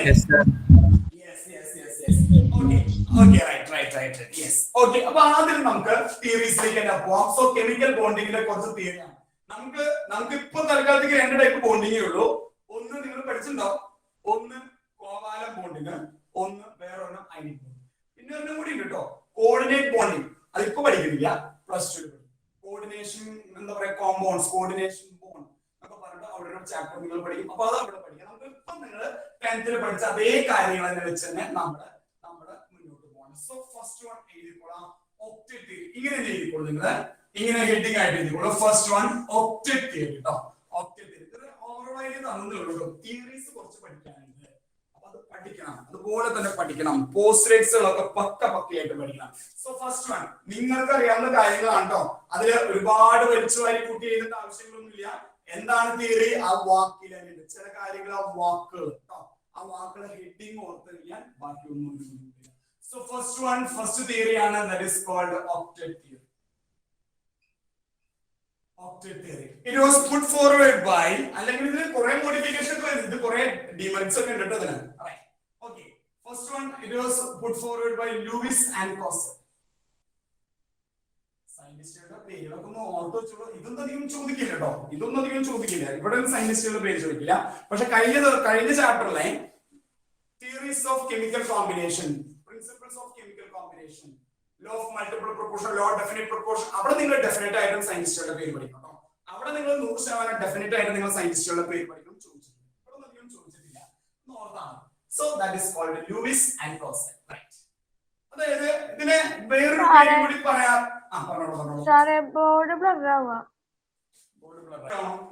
ഓക്കെ ആണോ മക്കളെ? നോക്കിയേ, ബാക്കിയുള്ളവർക്ക് എന്റെ ലാപ്പിലേക്ക് കുഴപ്പം തോന്നുന്നില്ല, ഞാൻ ചോദിച്ചു. എല്ലാവർക്കും ബാക്കിയുള്ളവർക്ക് ഓക്കെ ആണോ? കാണാവോ ബോർഡ്? ചിന്മയൊന്ന് നെറ്റ് ഒന്ന് ചെക്ക് ചെയ്തോ കേട്ടോ. ഇതിന് വേറൊരു പേരും കൂടി ഇപ്പൊ പറയാറുണ്ട്. ഇതിന് നമ്മൾ വിളിക്കുന്ന വേറൊരു പേരും കൂടി എന്ന് പറഞ്ഞാല് ലൂയിസ് കോസൽ അപ്രോച്ച് എന്ന് കൂടി ഇതിനൊക്കെ പറയാറുണ്ട് കേട്ടോ. ലൂയിസ് കോസൽ അപ്രോച്ച് കുറച്ച് നാളെ ഉണ്ടായുള്ളൂ ഈ തിയറി കേട്ടോ, കുറച്ച് നാളെ ഉണ്ടായുള്ളൂ. അപ്പോഴേക്കും ഇതിന് ഡിമെറിറ്റ്സ് വന്നു, അതാണ് ഇതിന്റെ പ്രശ്നം. ഞാൻ നിങ്ങൾക്ക് ഇങ്ങനെ ഒരുപാട് വലിയ എസ് എഴുതിക്കാനുള്ള അത്രയൊന്നും ഇതൊന്നും ചോദിക്കാറില്ല. എസ് എഴുതാനുള്ള കാര്യങ്ങളൊന്നും ചോദിക്കാറില്ല. ബേസിക്സ് ആയിട്ടുള്ള കാര്യങ്ങൾ ഓർത്തുക. അതിനാണ് ഞാൻ പറഞ്ഞ ഹെഡിങ് ഓർത്തുക. ഒക്ടേറ്റ്, ആ വാക്ക് ഓർത്ത് കഴിഞ്ഞാൽ നിങ്ങൾക്ക് എല്ലാം, ആ ഒരു വാക്ക് ഓർത്താൽ നിങ്ങൾക്ക് എല്ലാം മക്കളെ. ഒക്ടേറ്റ് ഇവര് അന്നത്തെ കാലത്ത് സയൻസും അഡ്വാൻസും, അപ്പൊ ഇവര് ചെയ്തൊരു കാര്യം എന്ന് പറഞ്ഞാല് ഇവര് നോബിൾ ഗ്യാസുകളെ പ്രത്യേകം ഒന്ന് ഒബ്സർവ് ചെയ്തു. എന്തുകൊണ്ടാ? ഈ നോബിൾ ഗ്യാസുകൾ കെമിക്കൽ റിയാക്ഷനിൽ പങ്കെടുക്കില്ല. പിന്നെ ഇത് തെറ്റാണ്ട് പറഞ്ഞിട്ടോ, നോബിൾ ഗ്യാസിന്റെ കെമിക്കൽ റിയാക്ഷൻ ഒക്കെ ഉണ്ട്, ഞാൻ പറയാതെ, അത് നമുക്ക് പ്ലസ് 2 പഠിക്കാനുണ്ട്. വിത്ത് പി ബ്ലോക്ക് ഒക്കെ നിങ്ങൾ പഠിക്കും. യെസ്. അപ്പൊ നോബിൾ ഗ്യാസുകൾ അവർ നോക്കുമ്പോൾ കെമിക്കൽ റിയാക്ഷനിൽ പങ്കെടുക്കില്ല. ഒരാളായിട്ട് പോലും എന്താ പറയാ, എന്ത് ചെയ്യില്ല, ബോണ്ട് ഫോം ചെയ്യില്ല. അവര് ഒറ്റത്തടിയിൽ പോലെ, ഒറ്റയെന്നൊക്കെ പറയില്ല, കാട്ടിൽ ഒറ്റയെന്നൊക്കെ പറയില്ലേ, അതുപോലെ ഒരാളായിട്ടും കൂട്ടുകൂടാതെ ഒരാളായിട്ടും എന്താ പറയാ ബന്ധമൊന്നും ഇല്ലാതെ നിൽക്കുന്ന ആൾക്കാരാണ് നമ്മുടെ നോബിൾ ഗ്യാസ്. ഏതൊക്കെയാ? ഹീലിയം, ആർഗൺ, ക്രിപ്റ്റൺ, സനോൺ, റെഡോൺ, ഏതെങ്കിലും അവരുടെ അങ്ങനെയുള്ള നോബിൾ ഗ്യാസ്. ശരി, അവര് ആരായിട്ട് കെമിക്കൽ ബോണ്ടിങ്ങിലേക്ക്. അപ്പൊ അവര് ആദ്യം ചോദിച്ച ചോദ്യം വൈ, എന്തുകൊണ്ട്? ബാക്കിയുള്ള എല്ലാ എലമെന്റ്സും കെമിക്കൽ റിയാക്ഷനിൽ പങ്കെടുക്കുന്നുണ്ടല്ലോ, എന്ത് ഇവർക്ക് മാത്രം ഇവരുടെ തലയിൽ എന്താ കൊമ്പുണ്ടോ? അതാണ് ആദ്യത്തെ ചോദ്യം. Why they are not taking, അല്ലെങ്കിൽ why they are not taking part chemical reaction? ഒരു നോർമൽ കെമിക്കൽ റിയാക്ഷനിൽ എന്തുകൊണ്ട് അവർക്ക് പങ്കെടുക്കാനായിട്ട് സാധിക്കില്ല? അങ്ങനെ അന്വേഷിച്ച് ചെന്നപ്പോഴാണ് നമ്മുടെ ലൂയിസിനും കോസ്റ്റലിനും മനസ്സിലായി ഇവരുടെ ഇലക്ട്രോണിക് കോൺഫിഗറേഷൻ, അതായത് ഹീലിയം. ഹീലിയത്തിന് നോക്കിയപ്പോ ഹീലിയം എടുത്തു. ഹീലിയത്തിന്റെ ഇലക്ട്രോണിക് കോൺഫിഗറേഷൻ ഞാൻ ഷെൽ ഇലക്ട്രോണിക് കോൺഫിഗറേഷൻ ആണ് എഴുതുന്നത്. എന്നാലാണ് ആ ഒക്ടറ്റ് എന്ന് പറയുന്ന സംഭവം കൃത്യമായിട്ട് കിട്ടുള്ളൂ. വാലൻസ് ഷെല്ല് 2 നിങ്ങൾ 10th പഠിച്ച 10th നിങ്ങൾ 9th പഠിച്ച കാര്യങ്ങളാണ്, വേറെ ഒന്നും ഞാൻ എക്സ്ട്രാ ചെയ്തില്ല. ഹീലിയം എഴുതി. അടുത്തത് നിയോൺ എഴുതി. നിയോൺ നോക്കിയപ്പോ അതില് 10 ഇലക്ട്രോൺസ് ഉണ്ട്. 10 ഇലക്ട്രോൺസ് അറേഞ്ച് ചെയ്തിരിക്കുന്നത് ഹീലിയം, നിയോൺ. അതിനുശേഷം ആർഗൺ, ഞാൻ എഴുതി കൂട്ടണമെന്നില്ല, കുറച്ച് ഒന്ന് എഴുതിയാൽ മതി, 2 എഴുതിയാൽ മതി കേട്ടോ. 288. ഹീലിയം, നിയോൺ, ആർഗൺ, ക്രിപ്റ്റൺ ഒക്കെ ഇങ്ങനെ എഴുതി വരുമ്പോ അവസാനത്തെ valence shell krypton, helium, neon, argon, krypton, സെനോന്റെ ഇലക്ട്രോണിക് കോൺഫിഗറേഷനും എഴുതി. എല്ലാവരുടെയും വാലൻസ് ഷെല്ലില് എത്ര ഇലക്ട്രോൺസ് ആണ്? 8 ഇലക്ട്രോൺസ് എന്ന് പറയുന്ന മാജിക് നമ്പർ. അവരുടെ എല്ലാവരുടെയും വാലൻസ് ഷെൽ ഇലക്ട്രോണിക് കോൺഫിഗറേഷൻ നോക്കുമ്പോ, അല്ലെങ്കിൽ ഇലക്ട്രോണിക് കോൺഫിഗറേഷൻ നോക്കുമ്പോ the valence shell contains 8 ഇലക്ട്രോണാണ് നമ്മൾ ചെയ്യുന്നത്. അതിൽ ഒരാൾക്ക് മാത്രം ഒരു എക്സെപ്ഷണൽ ഉണ്ട്, ദാറ്റ് ഈസ് ഹീലിയം. ഇതിന് നമ്മൾ വിളിക്കുന്ന ഒരു സ്പെഷ്യൽ പേരുണ്ട്. ഇതിന് നമ്മൾ വിളിക്കുന്ന പേര് ഇറ്റ് ഈസ് കോൾഡ് ഡ്യൂപ്ലറ്റ് കോൺഫിഗറേഷൻ. കാരണം 2 അല്ലേ ഉള്ളൂ, അപ്പൊ അതുകൊണ്ട് അവരിട്ട് കൊടുത്തൊരു പേരാണ് ഡ്യൂപ്ലറ്റ് കോൺഫിഗറേഷൻ. അത് ലൂയിസ് ആൻഡ് കോസൽ അവർ പറഞ്ഞൊരു കാര്യമാണ് ഡ്യൂപ്ലറ്റ് കോൺഫിഗറേഷൻ. ബാക്കിയുള്ളവർക്കൊക്കെ എന്ത് കോൺഫിഗറേഷൻ ആണ്? they are having octet configuration. ഇതൊന്നും വായിക്കാൻ, ഇത് ഇത്രയും ആലോചിച്ചാൽ മതി. നോബൽ ഗ്യാസുകൾ കെമിക്കൽ റിയാക്ഷനിൽ പങ്കെടുക്കാതെ മാറി നിൽക്കുന്നത് ഒരു ഇനേർട്ട് നേച്ചർ കാണിക്കുന്നത് due to this octet configuration. In the case of helium, it's an exception case, that is due to അപ്പൊ അവരെങ്ങനെ മനസ്സിലാക്കി? അപ്പൊ ഈ കെമിക്കൽ റിയാക്ഷൻ, ഈ എലമെന്റ്സുകൾ എന്താ വേണ്ടത്? അവരുടെ ബാലൻസിൽ അവർക്ക് സ്വർഗം കാണണമെന്നുണ്ടെങ്കിൽ അവരുടെ ബാലൻസിൽ 8 ഇലക്ട്രോൺസ്. ഈ 8 ഇലക്ട്രോൺസ് കിട്ടാനുള്ള, അതേ ബാലൻസിൽ 8 ആക്കാനുള്ള ആ ഒരു എന്താ പറയാ, ഓട്ടപ്പാച്ചൽ എന്നൊക്കെ നമ്മൾ പറയില്ലേ, ആ ഒരു തിക്കിത്തിരക്കാണ് അവര് കെമിക്കൽ ബോണ്ട് ഫോം ചെയ്യുന്നത്. അത് കിട്ടാൻ വേണ്ടിയാണ് അവർ കെമിക്കൽ ബോണ്ടിങ്ങിൽ വരുന്നത് എന്ന് ആര് സ്ഥാപിച്ചെടുത്തു? നമ്മുടെ ലൂയിസ് ആൻഡ് കോസൽ. അതുകൊണ്ട് ഇത് നമ്മൾ വിളിക്കുന്നത് ലൂയിസ് കോസൽ അപ്രോച്ച്. ഇത്രയും കൂടി ഫേമസ് ആയിട്ട് അറിയപ്പെടുന്നത് ഒക്ടറ്റ് തിയറി. ബാലൻസിൽ 8 ഇലക്ട്രോൺസ് കിട്ടാനായിട്ട് എന്ത് ചെയ്യുന്നു? കെമിക്കൽ ബോണ്ടിങ്ങിൽ പങ്കെടുക്കുന്നു. ആര്? Except noble gas. തെറ്റുണ്ടോടെ? നോബൽ ഗ്യാസ് കെമിക്കൽ റിയാക്ഷനിൽ പങ്കെടുക്കുന്ന കേസുകളുണ്ട്, നമുക്കത് ലിമിറ്റേഷൻസ് പറയാം. അപ്പൊ കെമിക്കൽ റിയാക്ഷൻ ഇവന്മാര് പങ്കെടുക്കാത്തത് ഇവര് ഓൾറെഡി സ്റ്റേബിൾ ആണ്, ഒക്ടറ്റ് കോൺഫിഗറേഷൻ ആണ്, സ്വർഗം കണ്ട അവസ്ഥയാണ്. അപ്പൊ അതുകൊണ്ട് ഇവരാരും എന്ത് ചെയ്യില്ല? Chemical reaction. പക്ഷേ ബാക്കിയുള്ളവർ കെമിക്കൽ റിയാക്ഷനിൽ പങ്കെടുക്കും ടു അറ്റൈൻ ദിസ് കോൺഫിഗറേഷൻ. അപ്പൊ ഇതിന് നമ്മൾ വേറൊരു പേര്, ഒക്ടറ്റ് കോൺഫിഗറേഷൻ എന്ന് പറയുന്ന പോലെ വേറൊരു പേരും കൂടി വിളിക്കാറുണ്ട്. It is also known as Nobel gas configuration or Nobel gas configuration. ഇങ്ങനെയൊക്കെ നിങ്ങളുടെ ബുക്കുകളിലൊക്കെ കാണാം. നോബൽ ഗ്യാസ് കോൺഫിഗറേഷൻ എന്നൊക്കെ പറയുന്നത് ഈ സിമ്പിൾ കാര്യമാണ്. അപ്പൊ ഷോർട്ട് ആയിട്ട് ഓർക്കേണ്ട കാര്യം ഇത്രയാണ്. സ്റ്റഡി ചെയ്ത് നോബൽ ഗ്യാസുകളെയാണ്, ഇനേർട്ട് ഗ്യാസുകളെയാണ്. അപ്പൊ inert gas are inert, they are reluctant towards chemical reaction. Why? They are having octet configuration. അത് നിങ്ങൾ ഇങ്ങനെ എഴുതിയാണ് ഡ്യൂപ്ലറ്റ് configuration. So to attain that octet configuration, all other elements take part in chemical bonding. Chemical bonding എന്ന് പറഞ്ഞാൽ chemical reaction ആണ്. Chemical ബോണ്ടിങ്ങിൽ വരുന്നത് theories of chemical bonding ആയത് തിയറിയാണ് octet theory. അപ്പൊ chemical ബോണ്ടിങ്ങിൽ വരുന്നത് to attain octet അതിനെ ബേസ് ചെയ്തിട്ടാണ് മക്കളെ ഈ തിയറിക്ക് എന്ത് പേര് കൊടുത്തത്? ഒക്ടറ്റ് തിയറി എന്ന് പറയുന്ന പേര് കൊടുത്തത്. Is it clear? Okay ആണോ മക്കളെ? ക്ലിയർ ആയോ? ഏകദേശം ഐഡിയ കിട്ടിയോ?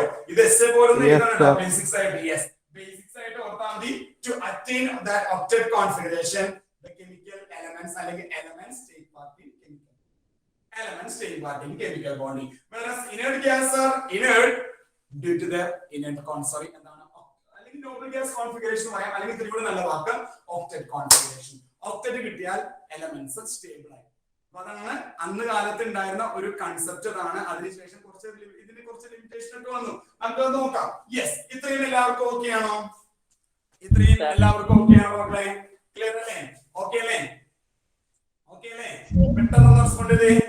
യെസ്, ഇത് മാത്രം എഴുതിയാൽ മതി. യെസ്, ഇത് മാത്രം എഴുതിയിട്ട് നമുക്ക് ഒരൊറ്റ പോയിന്റ് എഴുതി അവസാനിപ്പിക്കാം. അപ്പൊ ഒന്ന് വേഗം എഴുതി. ഇത് മാത്രം കേട്ടോ, ഇത് മാത്രം, ജസ്റ്റ് ഒരു പോയിന്റ് മാത്രം കേട്ടോ, ജസ്റ്റ് ആ പോയിന്റ് മാത്രം. എല്ലാരും എഴുതണമെന്നൊന്നും ഇല്ല കേട്ടോ. പരീക്ഷയ്ക്ക് വരുമ്പോ നിങ്ങൾ 1-2 പേരെ എഴുതിയാൽ മതി. നിയോണം മാത്രം എഴുതിയാൽ മതി. ബാക്കിയുള്ളതൊക്കെ നിങ്ങൾക്ക് 2, 8, 8, 8 എന്നൊക്കെ പറഞ്ഞ് നിങ്ങൾക്ക് അങ്ങോട്ട് പോവാം. യാതൊരു പ്രശ്നമില്ല. Yes, okay. അപ്പൊ താഴേക്ക് എഴുതി വെച്ചോളാം, താഴേക്ക് എഴുതി വെച്ചോളാം, താഴേക്ക് എഴുതി വെച്ചോളാം, താഴേക്ക് എഴുതി വെച്ചോളാം. Bullet point add ചെയ്താൽ മതി. Bullet point add ചെയ്താൽ മതി. The noble gases are stable. The noble gases are stable, comma, reluctant towards chemical bonding. ഇത് തെറ്റുണ്ടിട്ടതില് ഇപ്പൊ അതിന്റെ കുറച്ച് തെറ്റുണ്ട്. കാരണം വെച്ചാല് ഇത് അവരുടെ കൺസെപ്റ്റ് ആണ് നമ്മൾ പറയുന്നത് കേട്ടോ. അതിൽ കുറച്ച് ലിമിറ്റേഷൻസ് ഉണ്ട്. Reluctant towards chemical bonding due to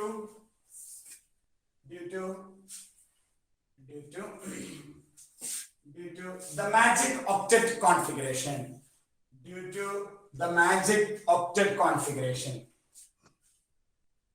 Due to the magic octet configuration. Octet. Due to the magic octet configuration. The magic number എന്ന് പറയുന്നത് അതുകൊണ്ടാണ് കേട്ടോ. കാരണം അത് കിട്ടിക്കഴിഞ്ഞാൽ അതിന് വേണ്ടിയാണ് എല്ലാ elements. The noble gases are stable, comma, reluctant towards chemical bond. Reluctant towards chemical bonding. Reluctant towards chemical bonding. Due to underline ചെയ്തോളാം. Due to the magic octet configuration. അല്ലെങ്കിൽ ചിലപ്പോൾ നമ്മൾ noble gas configuration നിങ്ങൾ ഇവിടെ എഴുതിയാൽ മതി. Due to octet configuration.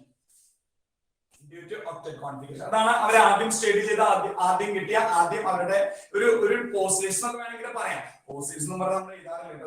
ഇതിൽ എഴുതാറില്ല, അടുത്ത തീരുമാനിക്കാണ് പോസ്റ്റ്ലേറ്റ് ചെയ്താൽ. അപ്പൊ അതാണ് ഒന്നാമത്തെ point. So noble gas study ചെയ്തപ്പോൾ അവർക്ക് മനസ്സിലായി നോബിൾ ഗ്യാസ് സ്റ്റേബിൾ ആണ്. Chemical reaction never take part in chemical reaction. തെറ്റായിരുന്നു കേട്ടോ, ആ കൺസെപ്റ്റ് തെറ്റായിരുന്നു. നോബിൾ ഗ്യാസിന് കെമിക്കൽ റിയാക്ഷൻസ് നമുക്ക് നോക്കാം. Yes, okay. അപ്പൊ അതവിടെ നിൽക്കട്ടെ. രണ്ടാമത്തെ പോയിന്റ്. അപ്പൊ ബാക്കിയുള്ളവരുടെ അവസ്ഥയോ? നോബിൾ ഗ്യാസ് എന്റെ മോളെ ചിന്മയും കേട്ടില്ല മോളെ. എന്താണ്? Okay.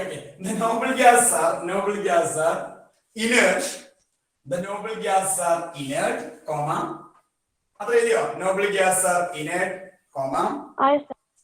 Reluctant towards reluctant. അല്ലെങ്കിൽ resistant എന്നൊക്കെ ഇരിക്കും. നിങ്ങളുടെ മക്കളിൽ ഇരിക്കും. Reluctant എന്ന് പറഞ്ഞാൽ അയ്യേ കെമിക്കൽ ബോണ്ട് എനിക്ക് വേണ്ട, എനിക്ക് കെമിക്കൽ ബോണ്ട് വേണ്ട എന്ന് പറയുന്ന അവസ്ഥ.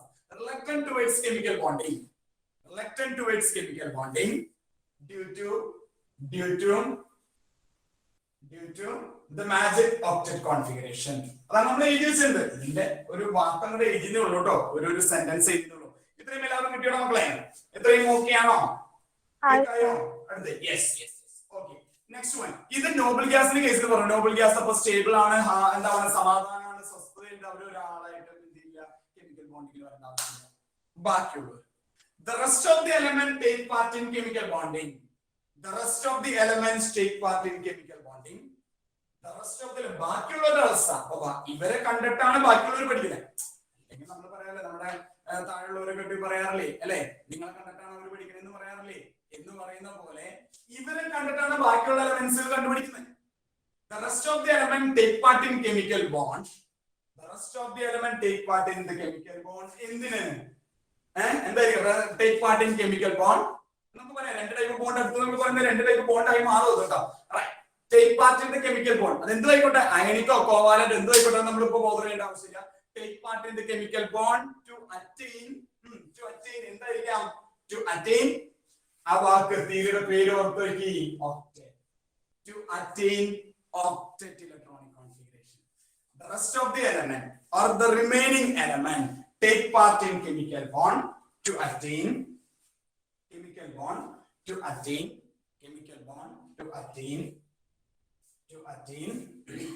octet configuration. To attain octet configuration എഴുതാം, അല്ലെങ്കിൽ നോബിൾ ഗ്യാസ് കോൺഫിഗറേഷൻ എന്നൊക്കെ എഴുതാം. നിങ്ങളുടെ ഇഷ്ടം യാതൊരു ബുദ്ധിമുട്ടില്ല. Octet configuration. To attain octet configuration. Yes. ഇത്രയും എല്ലാവർക്കും ഓക്കെ ആണോ? ഒന്ന് റെസ്പോണ്ട് ചെയ്ത് മക്കളെ ഓക്കെ ആണോ? ക്ലിയർ ആയോ? ഐഡിയ കിട്ടിയോ? അപ്പൊ കെമിക്കൽ ബോണ്ടുകൾ കെമിക്കൽ ബോണ്ടുകൾ പങ്കെടുക്കുന്നത് ഈ ഒരു സംഭവം കിട്ടാൻ വേണ്ടിയാണ്. ഈ ഒരു സംഭവം കിട്ടാൻ വേണ്ടിയാണ് എന്തിൽ പങ്കെടുക്കുന്നത്? നമ്മുടെ കെമിക്കൽ ബോണ്ടിൽ പങ്കെടുക്കുന്നത്. ഇതൊരു നിധിയാണ്. ആ ഒരു നിധി കിട്ടാൻ വേണ്ടിയാണ് എല്ലാവരും കെമിക്കൽ ബോണ്ടുകൾ പങ്കെടുക്കുന്നത്. സോ ഓൾറെഡി ഈ നിധിയുള്ള ആൾക്കാരാണ് നോബിൾ ഗ്യാസുകളാണ്. അവര് പിന്നെ വേറെ കെമിക്കൽ റിയാക്ഷനിൽ പങ്കെടുക്കേണ്ട ആവശ്യമില്ല. കാരണം എന്താ? ഓൾറെഡി സ്വസ്ഥമായിട്ട് സമാധാനമായിട്ട് ജീവിക്കുന്ന ആൾക്കാരാണ്. അവർക്ക് പിന്നെ ഒരു കെമിക്കൽ ബോണ്ടിങ് ആവശ്യമില്ല. അപ്പൊ അതുകൊണ്ട് നോബിൾ ഗ്യാസ് ഒക്ടറ്റ് ഉള്ളത് കൊണ്ട് അവർ സ്റ്റേബിൾ, ബാക്കി ഒക്ടറ്റ് ഇല്ലാത്തതുകൊണ്ട് ബാക്കി എല്ലാവരും unstable. So to attain that stability, noble ഗ്യാസിന്റെ സ്റ്റെബിലിറ്റി അറ്റൈൻ ചെയ്യാനായിട്ട് എന്ത് ചെയ്യുന്നു? ബാക്കിയുള്ള ഒരു കെമിക്കൽ ബോണ്ടിങ്. ഇത്രയും പോയിന്റുകൾ ഓക്കെ ആണോ? അതാണ് അവിടെ പറയുന്നത്. നിങ്ങൾക്ക് ഇങ്ങനെ എഴുതി ഒരുപാട് എസ്സേ പോലെ ഒന്നും ആക്കണ്ട കേട്ടോ. പോയിന്റുകൾ നോട്ട് ചെയ്ത് എഴുതി. യെസ്, ഇത്രയും എല്ലാവർക്കും ക്ലിയർ ആണോ? ഇത്രയും എല്ലാവർക്കും റെഡി കിട്ടിയോ? യെസ്. ബാക്കിയുള്ളവർക്ക് റെസ്പോണ്ട് ചെയ്തോ മക്കളെ? ഓക്കെ ആണോ? ക്ലിയർ അല്ലേ? ഓക്കെ അല്ലേ? പക്ക അല്ലേ? അപ്പൊ ഇതാണ്. അപ്പൊ നമുക്ക് വേണമെങ്കിൽ ചോദിക്കാം, according to octet theory, what is the cause of chemical reaction? What is the cause of chemical bonding? എന്താ ഒരു റിയാക്ഷൻ, ഒരു കെമിക്കൽ ബോണ്ടിങ്ങിന്റെ കോസ്, റീസൺ എന്താ? To attain octet configuration. To attain octet configuration, to attain noble gas configuration, to attain stability. ആ stability കിട്ടാനായിട്ട് എന്ത് ചെയ്യുന്നു? Chemical ബോണ്ടിങ്ങിൽ പങ്കെടുക്കുന്നു. ഇങ്ങനെ അന്വേഷിച്ച് നടക്കുക. എനിക്ക് ഇലക്ട്രോൺ തായോ എന്ന് പറഞ്ഞ് ഇങ്ങനെ എന്ത് ചെയ്യുന്നു? എലമെന്റ്സിൽ ഇലക്ട്രോൺ അന്വേഷിച്ച് നടക്കുക. ചിലരാണെങ്കിൽ ഇലക്ട്രോൺ കൊടുക്കുന്ന കേസുകളുണ്ട്. എന്താ എന്റെ ഇലക്ട്രോണെ പിടിച്ചോ അങ്ങനെ പോയി നടക്കുന്ന ആൾക്കാർ. എന്തിനാ ഇതൊക്കെ ചെയ്യുന്നത്? ഇതൊക്കെ ചെയ്താലാണ് എന്ത് കിട്ടുള്ളൂ? ഒക്ടറ്റ് എന്ന് പറയുന്ന ബാലൻസ് ഷെല്ലിൽ 8 ഇലക്ട്രോൺസ് എന്ന് പറയുന്ന ആ ഒരു മാജിക് നമ്പർ കിട്ടുള്ളൂ. അതിനു വേണ്ടി ചെയ്യുന്ന കുറെ തരികിട പരിപാടികൾ എന്നൊക്കെ നമ്മൾ പറയില്ലേ, ഇത് തന്നെ.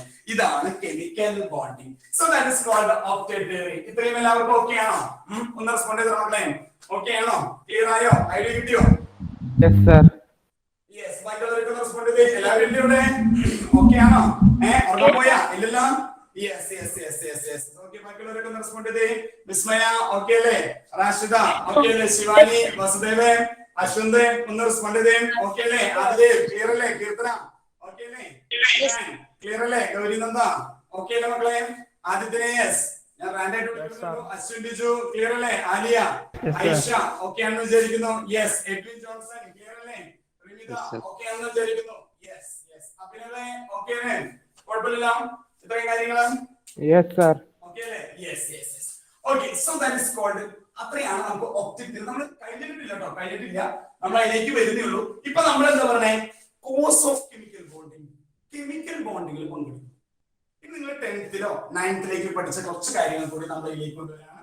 ഒക്ടറ്റ് തിയറി കഴിഞ്ഞിട്ടില്ല. ഒക്ടറ്റ് തിയറിയുടെ കുറെ ലിമിറ്റേഷൻസ് ഉണ്ട്. ആദ്യമായിട്ട് കൊണ്ടുവന്ന തിയറിയാണ്. ഞാൻ പറഞ്ഞു ഒരു ലിമിറ്റേഷൻ ഇപ്പൊ തന്നെ ഓൾറെഡി പറഞ്ഞു കഴിഞ്ഞു. Noble gas doesn't take part in chemical reaction. ഇത് ഞാനല്ല പറഞ്ഞത്, ലൂയിസ് ആൻഡ് ക്ലോസ്. പിന്നീട് എന്ത് ചെയ്തു? നോബിൾ ഗ്യാസ് കെമിക്കൽ റിയാക്ഷനിൽ പങ്കെടുക്കും. അതിന്റെ പ്രൂഫ് നിങ്ങൾ ഇപ്പൊ പഠിക്കില്ല, ഇപ്പോഴല്ല പഠിക്കാൻ, നിങ്ങൾ അടുത്ത വർഷം +2 നിങ്ങൾ പഠിക്കും. സെനോൺ കോമ്പൗണ്ടുകൾ ഫോം ചെയ്യും. സെനോണിന്റെ കോമ്പൗണ്ട്സുകളുണ്ട്.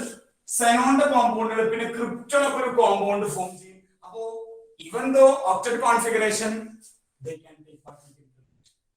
അപ്പൊ അങ്ങനെ ഒരു പ്രശ്നം വന്നപ്പോ എന്ത് ചെയ്യും? നമ്മുടെ ഈ ഒക്ടറ്റ് കോൺഫിഗറേഷൻ, ഈ ഒക്ടറ്റ് തിയറിയുടെ കഥ അങ്ങോട്ട് കഴിച്ചിട്ട് കൊട്ടാരം പോലെ എന്ന് പറഞ്ഞ താഴെ. ഇനി നമ്മൾ ബോണ്ടിങ്ങിലേക്ക് കടക്കാണ്.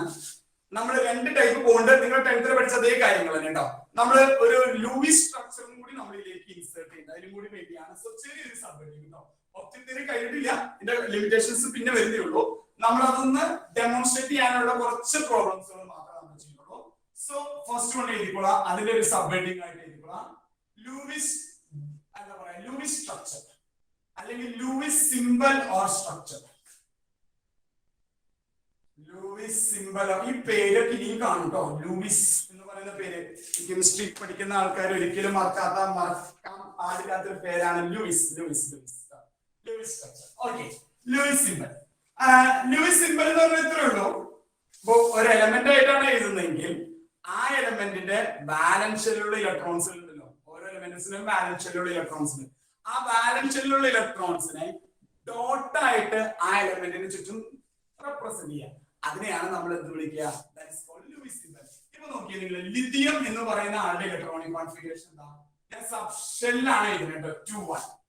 സോഡിയം എന്ന് പറയുന്ന ആളുടെ, സോഡിയം വേണ്ട വേറെ ആളുടെ, മഗ്നീഷ്യം എന്ന് പറയുന്ന ആളുടെ ഇലക്ട്രോണിക് കോൺഫിഗറേഷൻ 2-8-2 ആണല്ലോ. അലുമിനിയം എന്ന് പറയുന്ന ആളുടെ electronic configuration 2 aluminium aluminium aluminium അല്ലെ 2-8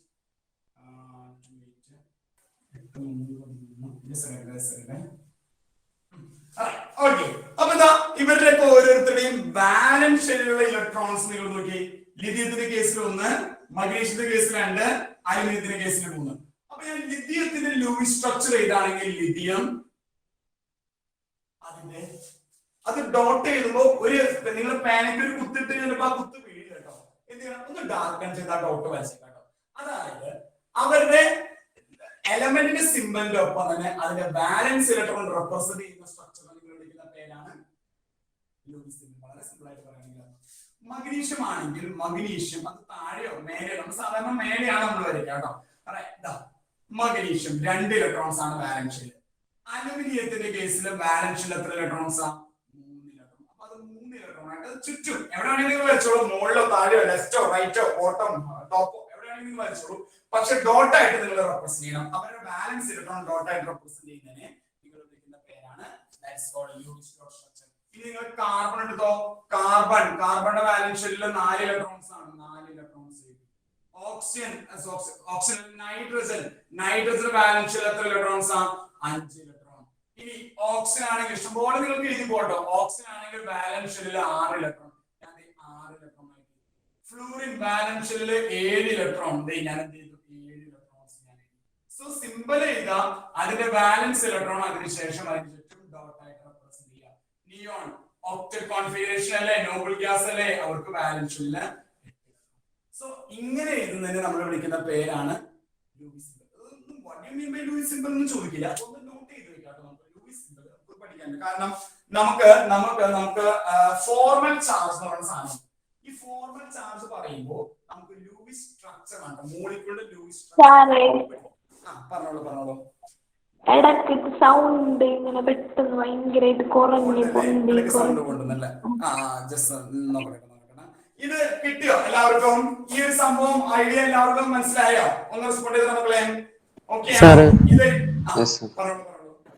സാർ, നൈട്രജന്റെ വരച്ചപ്പോഴേ സാർ ഒരു ഓർഡർ പോലെ വരച്ചിട്ടില്ലേ? അതേ അങ്ങനെ ഒരു ഓർഡർ കീപ്പ് ചെയ്ത് ഡോട്ട് ഇടണമെന്നുണ്ടാ? നൈട്രജന്റെ അല്ല, ഏതെങ്കിലും എല്ലാ വരയ്ക്കുമ്പോഴും ഞാൻ എന്തുകൊണ്ട് അങ്ങനെ ഒരു ഓർഡർ വരച്ചെന്ന് വെച്ച് കഴിഞ്ഞാല് ഈ നൈട്രജൻ കോമ്പൗണ്ട് നിങ്ങൾ നൈട്രജൻ നമ്മൾ ബാലൻസ് പഠിച്ചപ്പോൾ നിങ്ങൾ പഠിച്ചിട്ടുണ്ടാവും.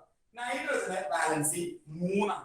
സാധാരണ ഇതിൽ അമോണിയ നൈട്രജന് നമ്മൾ സ്ട്രക്ചർ അത് നിങ്ങൾക്ക് മനസ്സിലാവും. കുറച്ചൊക്കെ സ്ട്രക്ചറും PSCPR-ഉം VBT ഒക്കെ വരച്ചുമ്പോൾ നിങ്ങൾ ഓട്ടോമാറ്റിക്കലി അങ്ങനെയാവും. ഇപ്പൊ നിങ്ങൾക്ക് അത് ഇത്രത്തോളം ക്ലിക്ക് ആവില്ല. അതായത് 3 ബോണ്ടാണ് നൈട്രജൻ ഫോം ചെയ്യുക. അതുകൊണ്ട് 3 ബോണ്ടിനുള്ള ഡോട്ട് ഞാൻ ഇപ്പുറത്ത് ഇട്ടേ ഉള്ളൂ. അങ്ങനെ തന്നെ വേണമെന്നൊന്നുമില്ല കേട്ടോ. അങ്ങനെ തന്നെ വേണമെന്നൊന്നുമില്ല. അങ്ങനെ നിർബന്ധമൊന്നുമില്ല. ഇത് സാധാരണ ലോൺ പെയർ ആയിരിക്കും. ഒരു പെയർ ഓഫ് ഇലക്ട്രോൺ നൈട്രജന്റെ ബോണ്ടിങ് വരും. അതുകൊണ്ട് ഞാൻ അവനെ ഒരു പെയർ ആയിട്ട് സെപ്പറേറ്റ് ചെയ്തേ ഉള്ളൂ. അതിനെ വലിയ ഇതൊന്നുമില്ല. നിങ്ങൾ സാധാരണ 5 ഇലക്ട്രോൺ ആയിട്ട് വരച്ചാലും തെറ്റൊന്നുമില്ല. ഞാൻ അങ്ങനെ വരച്ചത് അത് ഞാനിങ്ങനെ സ്ട്രക്ചർ എഴുതിയതാ. ഇങ്ങനെയാണ് ഞാൻ എഴുതി പോകാറ് സാധാരണ. അമോണിയ കുറച്ച് അടുത്ത വർഷമൊക്കെ നിങ്ങൾ ഇങ്ങനെ വരയ്ക്കും. അമോണിയ ലോൺ പെയർ നൈട്രജൻ വിട്ട് വരും. അപ്പൊ ആ ഒരു മനസ്സിൽ അങ്ങനെ വന്നതുകൊണ്ട് ഞാൻ അങ്ങനെ ഇട്ടുന്നുള്ളൂ കേട്ടോ. അങ്ങനെ വേണമെന്നൊന്നുമില്ല കേട്ടോ. അങ്ങനെ വേണമെന്നൊന്നുമില്ല. അത് കുറച്ച് നിങ്ങൾക്ക് മനസ്സിലാവുന്നത്. കുറച്ച് മനസ്സിലാവും. അതിപ്പോ ആയിട്ടില്ല. കുറച്ച് കഴിക്കട്ടെ. നമുക്ക് PSCPR ഒക്കെ വരുമ്പോൾ ക്ലിയർ കേട്ടോ. ഇത് ഒരു അത്രയും ഇലക്ട്രോൺസ് ഉണ്ടായാൽ മതി. ബാലൻസ് ഇലക്ട്രോൺ എത്രയാണോ അത്രയും ഡോട്ടുകൾ ഉണ്ടായാൽ മതി. ഡോട്ടൊക്കെ എഴുതുമ്പോൾ ശ്രദ്ധിക്കാം. നമ്മള് ഫോർമൽ ചാർജ് ആണ്. സ്റ്റേറ്റുകാരാണെങ്കിൽ ഫോർമൽ ചാർജ് ആണ് നിങ്ങൾക്ക് ചോദിക്കാം കേട്ടോ. CBC-കാർക്കാണെങ്കിൽ ചിലപ്പോ ഇപ്പോഴത്തെ അവസ്ഥയില് ഡിലീറ്റ് പോർഷൻ ഉണ്ട്. അപ്പൊ അതുകൊണ്ട് ചിലപ്പോ ഇത് ചോദിച്ചേക്കാം കേട്ടോ. ലൂയിസ് സ്ട്രക്ചർ ഒക്കെ ചിലപ്പോൾ വരയ്ക്കാം. ഇതൊന്നും ആയിരിക്കില്ല ചോദിക്കാം, വേറെ ആയിരിക്കും ചോദിക്കാം കേട്ടോ. അപ്പൊ ഇതൊന്ന് നോട്ട് ചെയ്ത് വെക്കുക. So Lewis structure, Lewis theory എന്താ പറയാ, ഒക്ടറ്റ് തിയറിയുടെ ചൂട് പിടിച്ച് തന്നെയാണ് ഇതിലും വരുന്നത്. ഒക്ടറ്റ് തിയറിയുടെ വാല് പിടിച്ച് വരുന്ന സംഭവങ്ങൾ തന്നെയാണ് ഇതൊക്കെ കേട്ടോ. ഒരു വ്യത്യാസങ്ങളില്ല. ഒക്ടറ്റ് ഉണ്ടാവണം. ഒരു എലമെന്റ് നിങ്ങൾ കെമിക്കൽ ബോണ്ട് എഴുതുമ്പോൾ അവന് ചുറ്റും 8 ഇലക്ട്രോൺ സെറ്റ് ചെയ്ത് കൊടുക്കാൻ പറ്റണം. 8 ഇലക്ട്രോൺ സെറ്റ് ചെയ്ത് കൊടുക്കാൻ പറ്റണം. അതിനപ്പുറത്തേക്ക് വേറെ യെസ്. ഓക്കെ ആണോ മക്കളെ? ക്ലിയർ അല്ലേ? എങ്ങനെയാണ് നിങ്ങൾ വരച്ചോ? ഞാനിപ്പോ നിയോണിന്റെ ചുറ്റുമുള്ള 8 ഇലക്ട്രോൺ പേരായിട്ട് വരച്ചത്. അത് അങ്ങനെ വേണമെന്നൊന്നുമില്ല കേട്ടോ. അങ്ങനെ വേണമെന്നൊന്നുമില്ല.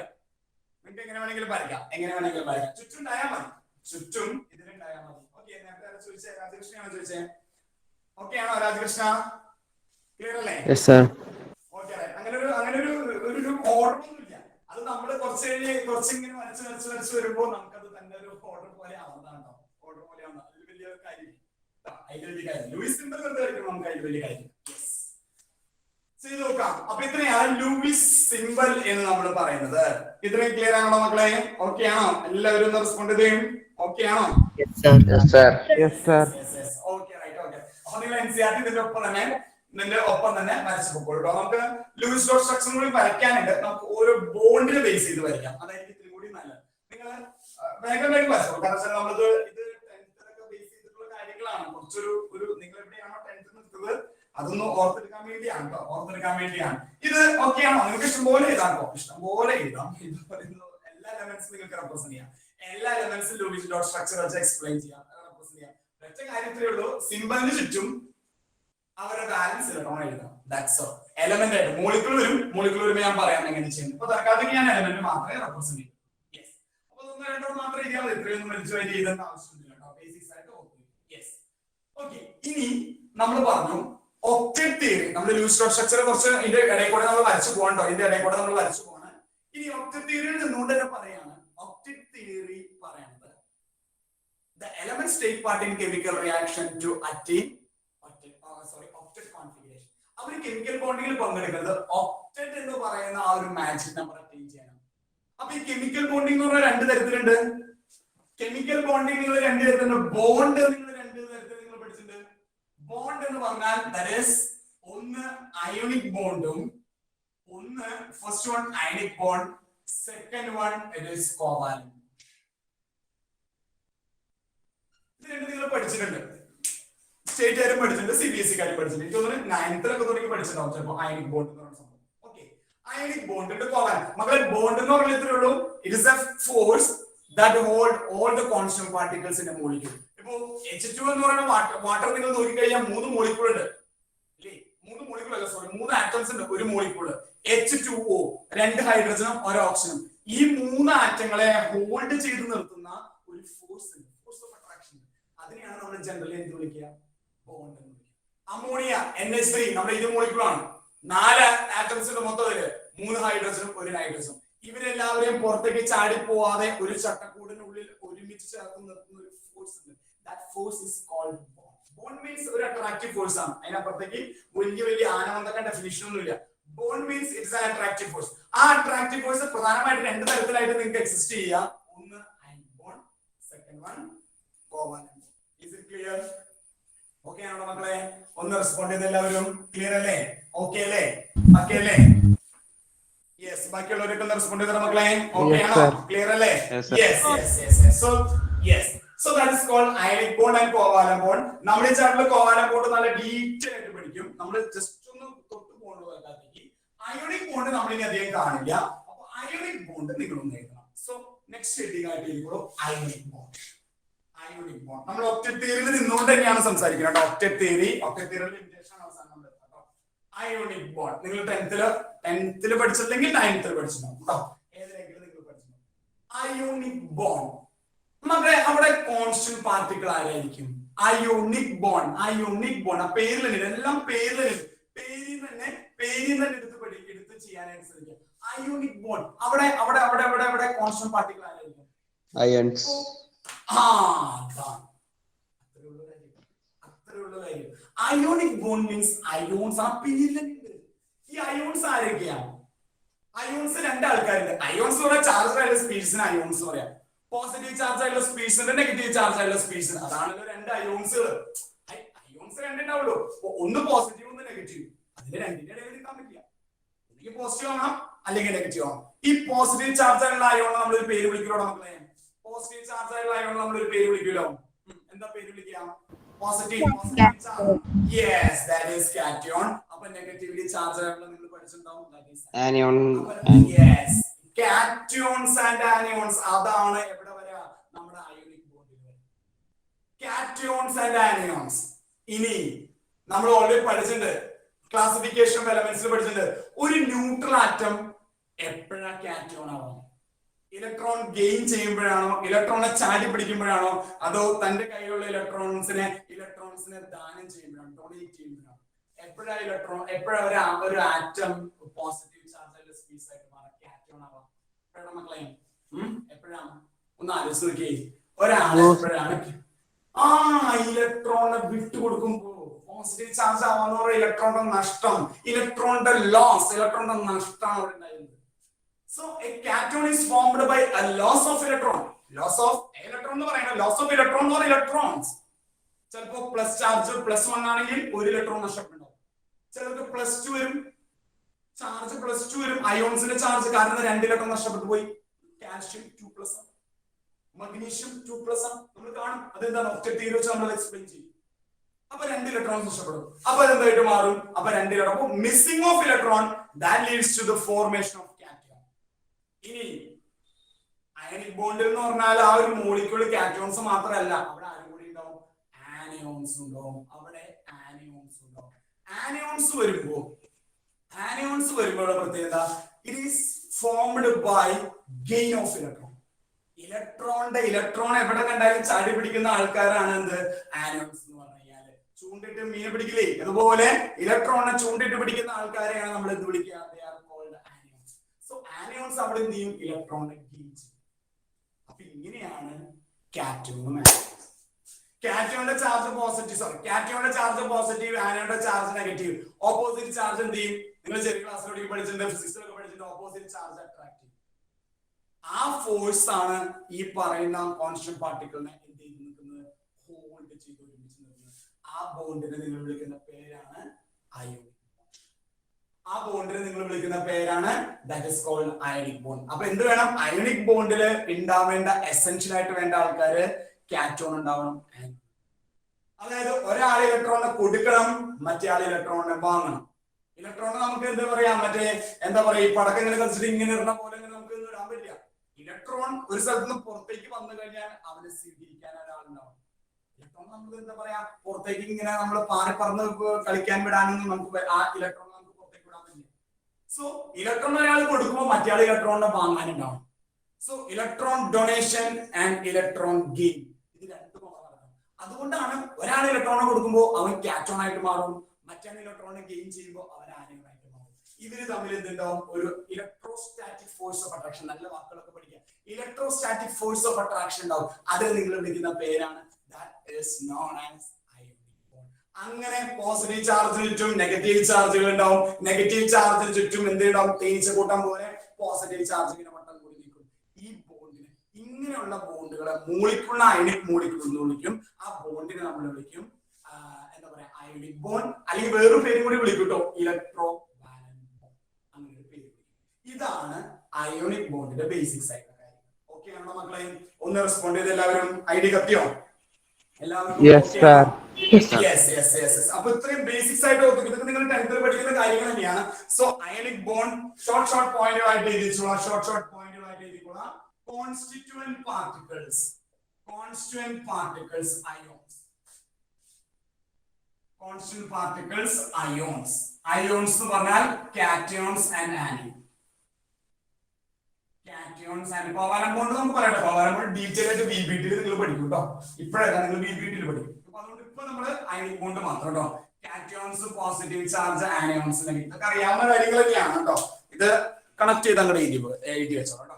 Constant particles ions. ഓക്കെ, താഴേക്ക് എഴുതി വെച്ചോ. Full stop. താഴേക്ക് അടുത്ത പോയിന്റ് എഴുതി വെച്ചോളാം. താഴേക്ക് എഴുതി വെച്ചോളാം. The ionic bond is formed by the ionic bond is formed by the electrostatic force of attraction between electrostatic force. നല്ല വാക്കുകളൊക്കെ പഠിച്ചു കേട്ടോ. ഇലക്ട്രോസ്റ്റാറ്റിക് ഇങ്ങനെ നമ്മൾ പറയാറുണ്ട്. electrostatic force of attraction between the cation and anion. Electrostatic force of attraction between the cation and anion. The electrostatic force of attraction between the cation and anion. Cation and anion തമ്മിലുള്ള electrostatic force of attraction. Cation and anion. Bullet പോയിന്റുകളായിട്ട് തന്നെ എഴുതിയാൽ മതി കേട്ടോ. Bullet പോയിന്റുകളായിട്ട് എഴുതിയാൽ മതി. ഇത് ഒരുപാട് ഇങ്ങനെ നിങ്ങൾക്ക് എഴുതി പറഞ്ഞിങ്ങോട്ട് പോവാം. അത്രയൊന്നും ആവശ്യമില്ല. ബേസിക്സ് ആയിട്ടുള്ള കാര്യങ്ങൾ മാത്രം. Next point. അപ്പോ കാറ്റോണും ആനോണും തമ്മിലുള്ള ഇലക്ട്രോസ്റ്റാറ്റിക് ഫോഴ്സ് പഠന ആക്ഷൻ. മക്കളെ ഓക്കെ ആണോ? ഒന്ന് റെസ്പോണ്ട് ചെയ്ത് എല്ലാവരും ക്ലിയർ അല്ലേ? ഓക്കെ അല്ലേ? പക്കേ അല്ലേ? Yes. Good. Okay. Next one. During the ionic bond, one atom should lose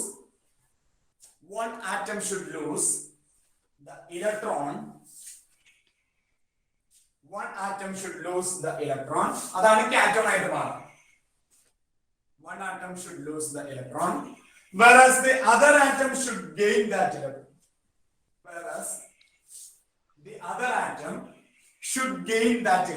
ആ പുറത്തു വരുന്ന ഇലക്ട്രോണിനെ ഒരാൾ ചാടി പിടിക്കണം. should gain that electron, whereas the other atom should gain that electron. Okay, right? Yes. ഇനി നമ്മൾ ഒക്ടറ്റ് തിയറിയിൽ നിന്നുകൊണ്ടാണ് സംസാരിക്കുന്നത്. So next point one atom should During the ionic bond, one atom should lose electron. ഒരാൾക്ക് ഇലക്ട്രോണെ നഷ്ടപ്പെടണം. അങ്ങനെ ഉണ്ടെങ്കിലേ നമുക്ക് ചെയ്യാൻ പറ്റുള്ളൂ. അങ്ങനെ ഉണ്ടെങ്കിൽ അതായത് ഒരാൾക്ക് നഷ്ടം സംഭവിക്കും, മറ്റേ ആൾക്ക് ലാഭം. One atom should lose electron and the other atom should gain that electron. അപ്പോൾ നഷ്ടം സംഭവിച്ച ആള്, ബിസിനസ്സിൽ നഷ്ടം സംഭവിച്ച ആള്, ഈ ബോണ്ടിങ് എന്ന് പറഞ്ഞാൽ അതൊരു കച്ചവടമാണ്. ആ കച്ചവടത്തിൽ നഷ്ടം സംഭവിക്കുന്ന ആള് കാറ്റോൺ ആണ്. അങ്ങനെയാണ് ഇലക്ട്രോൺ നഷ്ടപ്പെടുന്നത്. ഈ കച്ചവടത്തില് ഗെയിൻ ചെയ്യുന്ന ആള്, ഇലക്ട്രോണെ നേടിയെടുത്ത ആള്, സന്തോഷം കിട്ടായ ആള് ആരാ? So during ionic bond, one atom should lose the electron and the other atom should gain that electron. Yes. Okay എന്ന് വിചാരിക്കുന്നു. എഡ്വിനെ ഓക്കേ അല്ലേ? ക്ലിയർ അല്ലേ മോനെ? ഓക്കേ അല്ലേ? ഓക്കേ അല്ലേ? യെസ്. ഓക്കേ. യെസ്. ഓക്കേ. ഇനി നമ്മൾ ഒക്ടറ്റ് തിയറിയിൽ നിന്നുകൊണ്ട് പറയുന്നേ ഉള്ളൂ. അത് കോവാലന്റ് ബോണ്ട് ആണെങ്കിൽ ഇത് തന്നെ നമ്മൾ എഴുതും കേട്ടോ. The cause of this ionic bonding is due to the cause of this ionic bond is the cause. അതെന്നെയാണ് ഒക്ടറ്റ് തിയറി. അതിനപ്പുറത്തേക്ക് വേറെ ഒന്നുമില്ല. The cause of this ionic bond, the cause of this ionic bond is to attain the octet configuration. Cause of this ionic bond is to attain the octet configuration.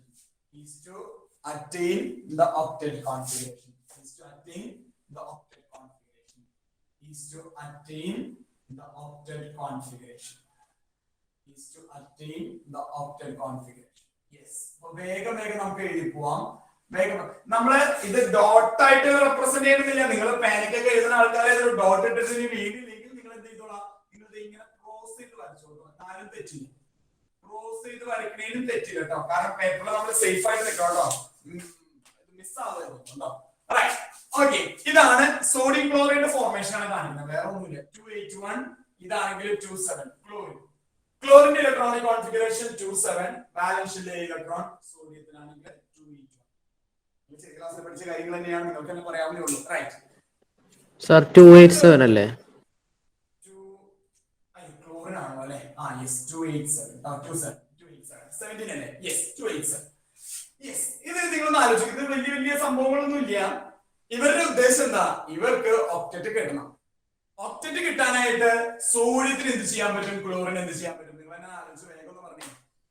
Chlorine എന്ത് ചെയ്യാൻ പറ്റും? സോഡിയത്തിന് എന്ത് ചെയ്യാൻ പറ്റും? വേഗം ഇവർക്ക് ഒക്ടറ്റ് കിട്ടാനായിട്ട് ചെയ്യാൻ പറ്റുന്ന മാർഗം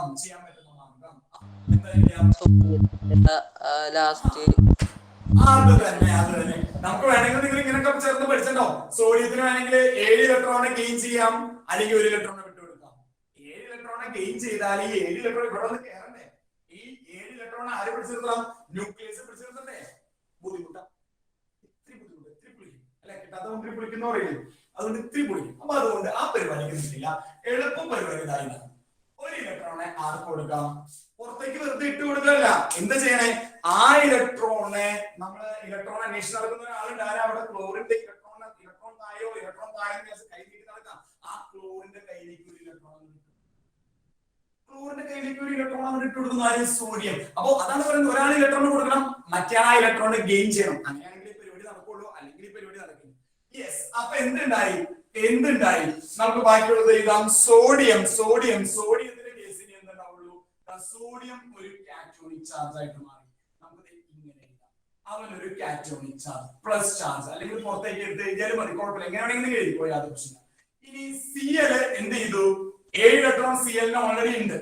ക്ലോറിന് 7 ഇലക്ട്രോൺസ് ഉണ്ട്, അതിന്റെ കൂടെ എന്ത് ചെയ്തു, ഒരു ഇലക്ട്രോൺ കൂടെ ആ ഡോട്ട് ആയിട്ട് റെപ്രസെന്റ് ചെയ്ത് സോഡിയത്തിന് 1 ഇലക്ട്രോൺ. അങ്ങനെ എന്തുണ്ടായി, അയണിക് ബോണ്ട്. സോ അവിടെ എന്തുണ്ടായി, NaCl എന്ന് പറയുന്ന ഫോർമുല യൂണിറ്റ് ഉണ്ട് കേട്ടോ. NaCl എന്ന് പറയുന്ന യൂണിറ്റ് എപ്പോഴും ശ്രദ്ധിക്കുക. അയോണിക് കോമ്പൗണ്ടുകളുടെ പ്രത്യേകത, ഒരു NaCl എന്ന് പറയുന്ന ഒരു മോളിക്യൂൾ ആയിട്ട് നമുക്ക് എടുക്കാൻ പറ്റില്ല. NaCl എന്ന് പറയുന്ന ഒരു യൂണിറ്റ് ആയിട്ട് നമുക്ക് എടുക്കാൻ പറ്റില്ല, അതാണ് പ്രത്യേകത. കോവാലന്റ് മോളിക്യൂൾ അങ്ങനെയല്ല. ഇപ്പൊ CO2 കോവാലന്റ് മോളിക്യൂളാണ്, oxygen molecule covalent, hydrogen molecule covalent. ഇതെന്ന് പറഞ്ഞ ഒരു മോളിക്യൂൾ ഇങ്ങനെ പുറത്തേക്ക് എടുക്കാൻ പറ്റും. ഇവിടെ അത് പറ്റില്ല. എന്തെന്നറിയോ, നിങ്ങളൊന്ന് ആലോചിച്ച് നോക്കി, ഓപ്പോസിറ്റ് ചാർജിൽ അട്രാക്ട് ചെയ്തേക്കണേ ഒരു കാറ്റ്. ഞാനൊരു Na+ ആണെങ്കിൽ എനിക്ക് ചുറ്റും എന്തുണ്ടാവും, Cl- എന്താ പറയാ, തേനീച്ചക്കൂട്ടം. നമ്മുടെ എന്താ പറയാ, ഈ തേനീച്ചക്കൂട്ടം വന്ന് പൊതിഞ്ഞ എങ്ങനെ ഉണ്ടാവും, തേനീച്ചക്കൂടെ തേനീച്ചകൾ ഒന്ന് പൊതിഞ്ഞിട്ടില്ലേ, അതുപോലെ ആയിരിക്കും എനിക്ക് ചുറ്റും Cl-. ഇനി ഞാൻ Cl- ആണെങ്കിൽ എനിക്ക് ചുറ്റും Na+ ഇങ്ങനെ പൊതിഞ്ഞായിരിക്കും നിൽക്കുന്നുണ്ടാവും. അത് എവിടെ നിന്നാണ് എങ്ങനെയാണെന്ന് ഒന്നും ഉണ്ടാവില്ല, തോന്നിയ ഡയറക്ഷനിൽ നിന്ന് വന്നിട്ടുണ്ടാവും, തോന്നിയ ഡയറക്ഷനിൽ ആയിരിക്കും വന്നിട്ടുണ്ടാവുക. അതുകൊണ്ടാണ് നമ്മൾ പറയുന്നത് ഈ അയോണിക് കോമ്പൗണ്ടുകൾക്ക് നമുക്ക് ഷേപ്പ് പറയാൻ പറ്റില്ല. പറയാൻ സോഡിയം നിൽക്കുകയാണെങ്കിൽ ചുറ്റും അവിടെ നിന്ന് ഇവിടെ നിന്നൊക്കെ Cl-. ഒരു കാറ്റോണ് ചുറ്റും പൊതിഞ്ഞ് ആനിയോൺ, ഒരു ആനിയോണെ ചുറ്റും പൊതിഞ്ഞ് കാറ്റോൺ.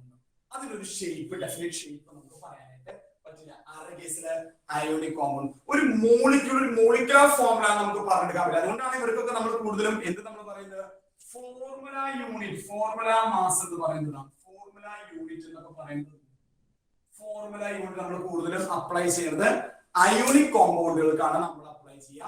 കോവാലന്റ് മോളിക്യൂൾസ് നമുക്ക് പക്കയായിട്ട് നമുക്ക് മോളിക്കുലർ ഫോർമുല എന്ന് പറയാം. പക്ഷെ നമ്മൾ NaCl മോളിക്കുലർ ഫോർമുല തന്നെയാണ് എല്ലാ ക്വസ്റ്റ്യൻ പേപ്പറിലും കാണാം കേട്ടോ, എല്ലാ ക്വസ്റ്റ്യൻ പേപ്പറിലും അങ്ങനെയാണ്. പക്ഷെ അതൊരു മോളിക്യൂൾ ആയിട്ട് നമുക്ക് എടുക്കാൻ പറ്റില്ല. NaCl മോളിക്കുലർ ഫോർമുല എന്ന് നമ്മൾ പറയില്ല, കാരണം എക്സാക്ട്ലി ഒരു മോളിക്കുലർ ഫോർമുല ഇല്ല. It is called formula unit എന്നാണ് നമ്മൾ അതിനെ പറയാം. കാരണം കുറെ ഉണ്ട്, അത് ഒരു യൂണിറ്റ് ആണ് നമ്മൾ എടുക്കുന്നത് NaCl. അത് നമുക്ക് പുറത്തേക്ക് ഇങ്ങനെ എടുക്കാൻ പറ്റില്ല, NaCl ആയിട്ട് പുറത്തെടുക്കാൻ പറ്റില്ല. കാരണം എന്താ, എല്ലാവരും അങ്ങോട്ട് എടുക്കുന്നത് കോൺസ്റ്റന്റ് പാർട്ടിക്കിൾസ് ആയിട്ട് എന്തുണ്ട്, ഇലക്ട്രോസ്റ്റാറ്റിക് ഫോഴ്സ് ഓഫ് അട്രാക്ഷൻ ഉണ്ട്. അങ്ങനെയാണ് അയോണിക് ബോണ്ട് ഉണ്ടാവുന്നത്. അയോണിക് ബോണ്ടിന്റെ പ്രത്യേകത. കോവാലന്റ് ബോണ്ടിനാണ് നമ്മൾ സ്ട്രക്ചർ വരയ്ക്കുന്നതൊക്കെ കോവാലന്റ് മോളിക്യൂൾസ്. കോവാലന്റ് മോളിക്യൂളാണ് ഷേപ്പ് നമുക്ക് കൃത്യമായിട്ട് പറയാൻ പറ്റും. അപ്പൊ അതൊന്ന് ബേസിസ് ആയിട്ട് ഓർത്ത് വെക്കാം. ക്ലിയർ ആണോ മക്കളെ? ഫോർമുല നമ്മൾ എഴുതിയിട്ടുള്ളതാണ്, കഴിഞ്ഞ ചാപ്റ്ററിൽ ഞാൻ പറഞ്ഞുള്ളൂ. അപ്പൊ അയോണിക് കോമ്പൗണ്ടിനാണ് കൂടുതൽ നമ്മൾ ഫോർമുല യൂണിറ്റ് എന്നൊക്കെ പറയുന്നത്. മോളിക്കുലർ ഫോർമുല ഇപ്പൊ എല്ലാ ക്വസ്റ്റ്യനും ഞാൻ പറഞ്ഞില്ല, ഇപ്പൊ എല്ലാ ക്വസ്റ്റ്യനും മോളിക്കുലർ ഫോർമുല എന്ന് പറയുന്നത്. പക്ഷെ മോളിക്കുലർ ഫോർമുല അല്ല അത് നമ്മൾ പറയും ഫോർമുല യൂണിറ്റ് എന്നാണ് നമ്മൾ പറയുന്നത്. പറഞ്ഞതേ ഉള്ളൂ. യെസ്, ഓക്കെ ആണെന്ന് വിചാരിക്കുന്നു. ഐഡിയ കത്തി എല്ലാവർക്കും ഫോർമേഷൻ ക്ലിയർ ആയോ? ഒന്ന് റെസ്പോണ്ട് ചെയ്തേ.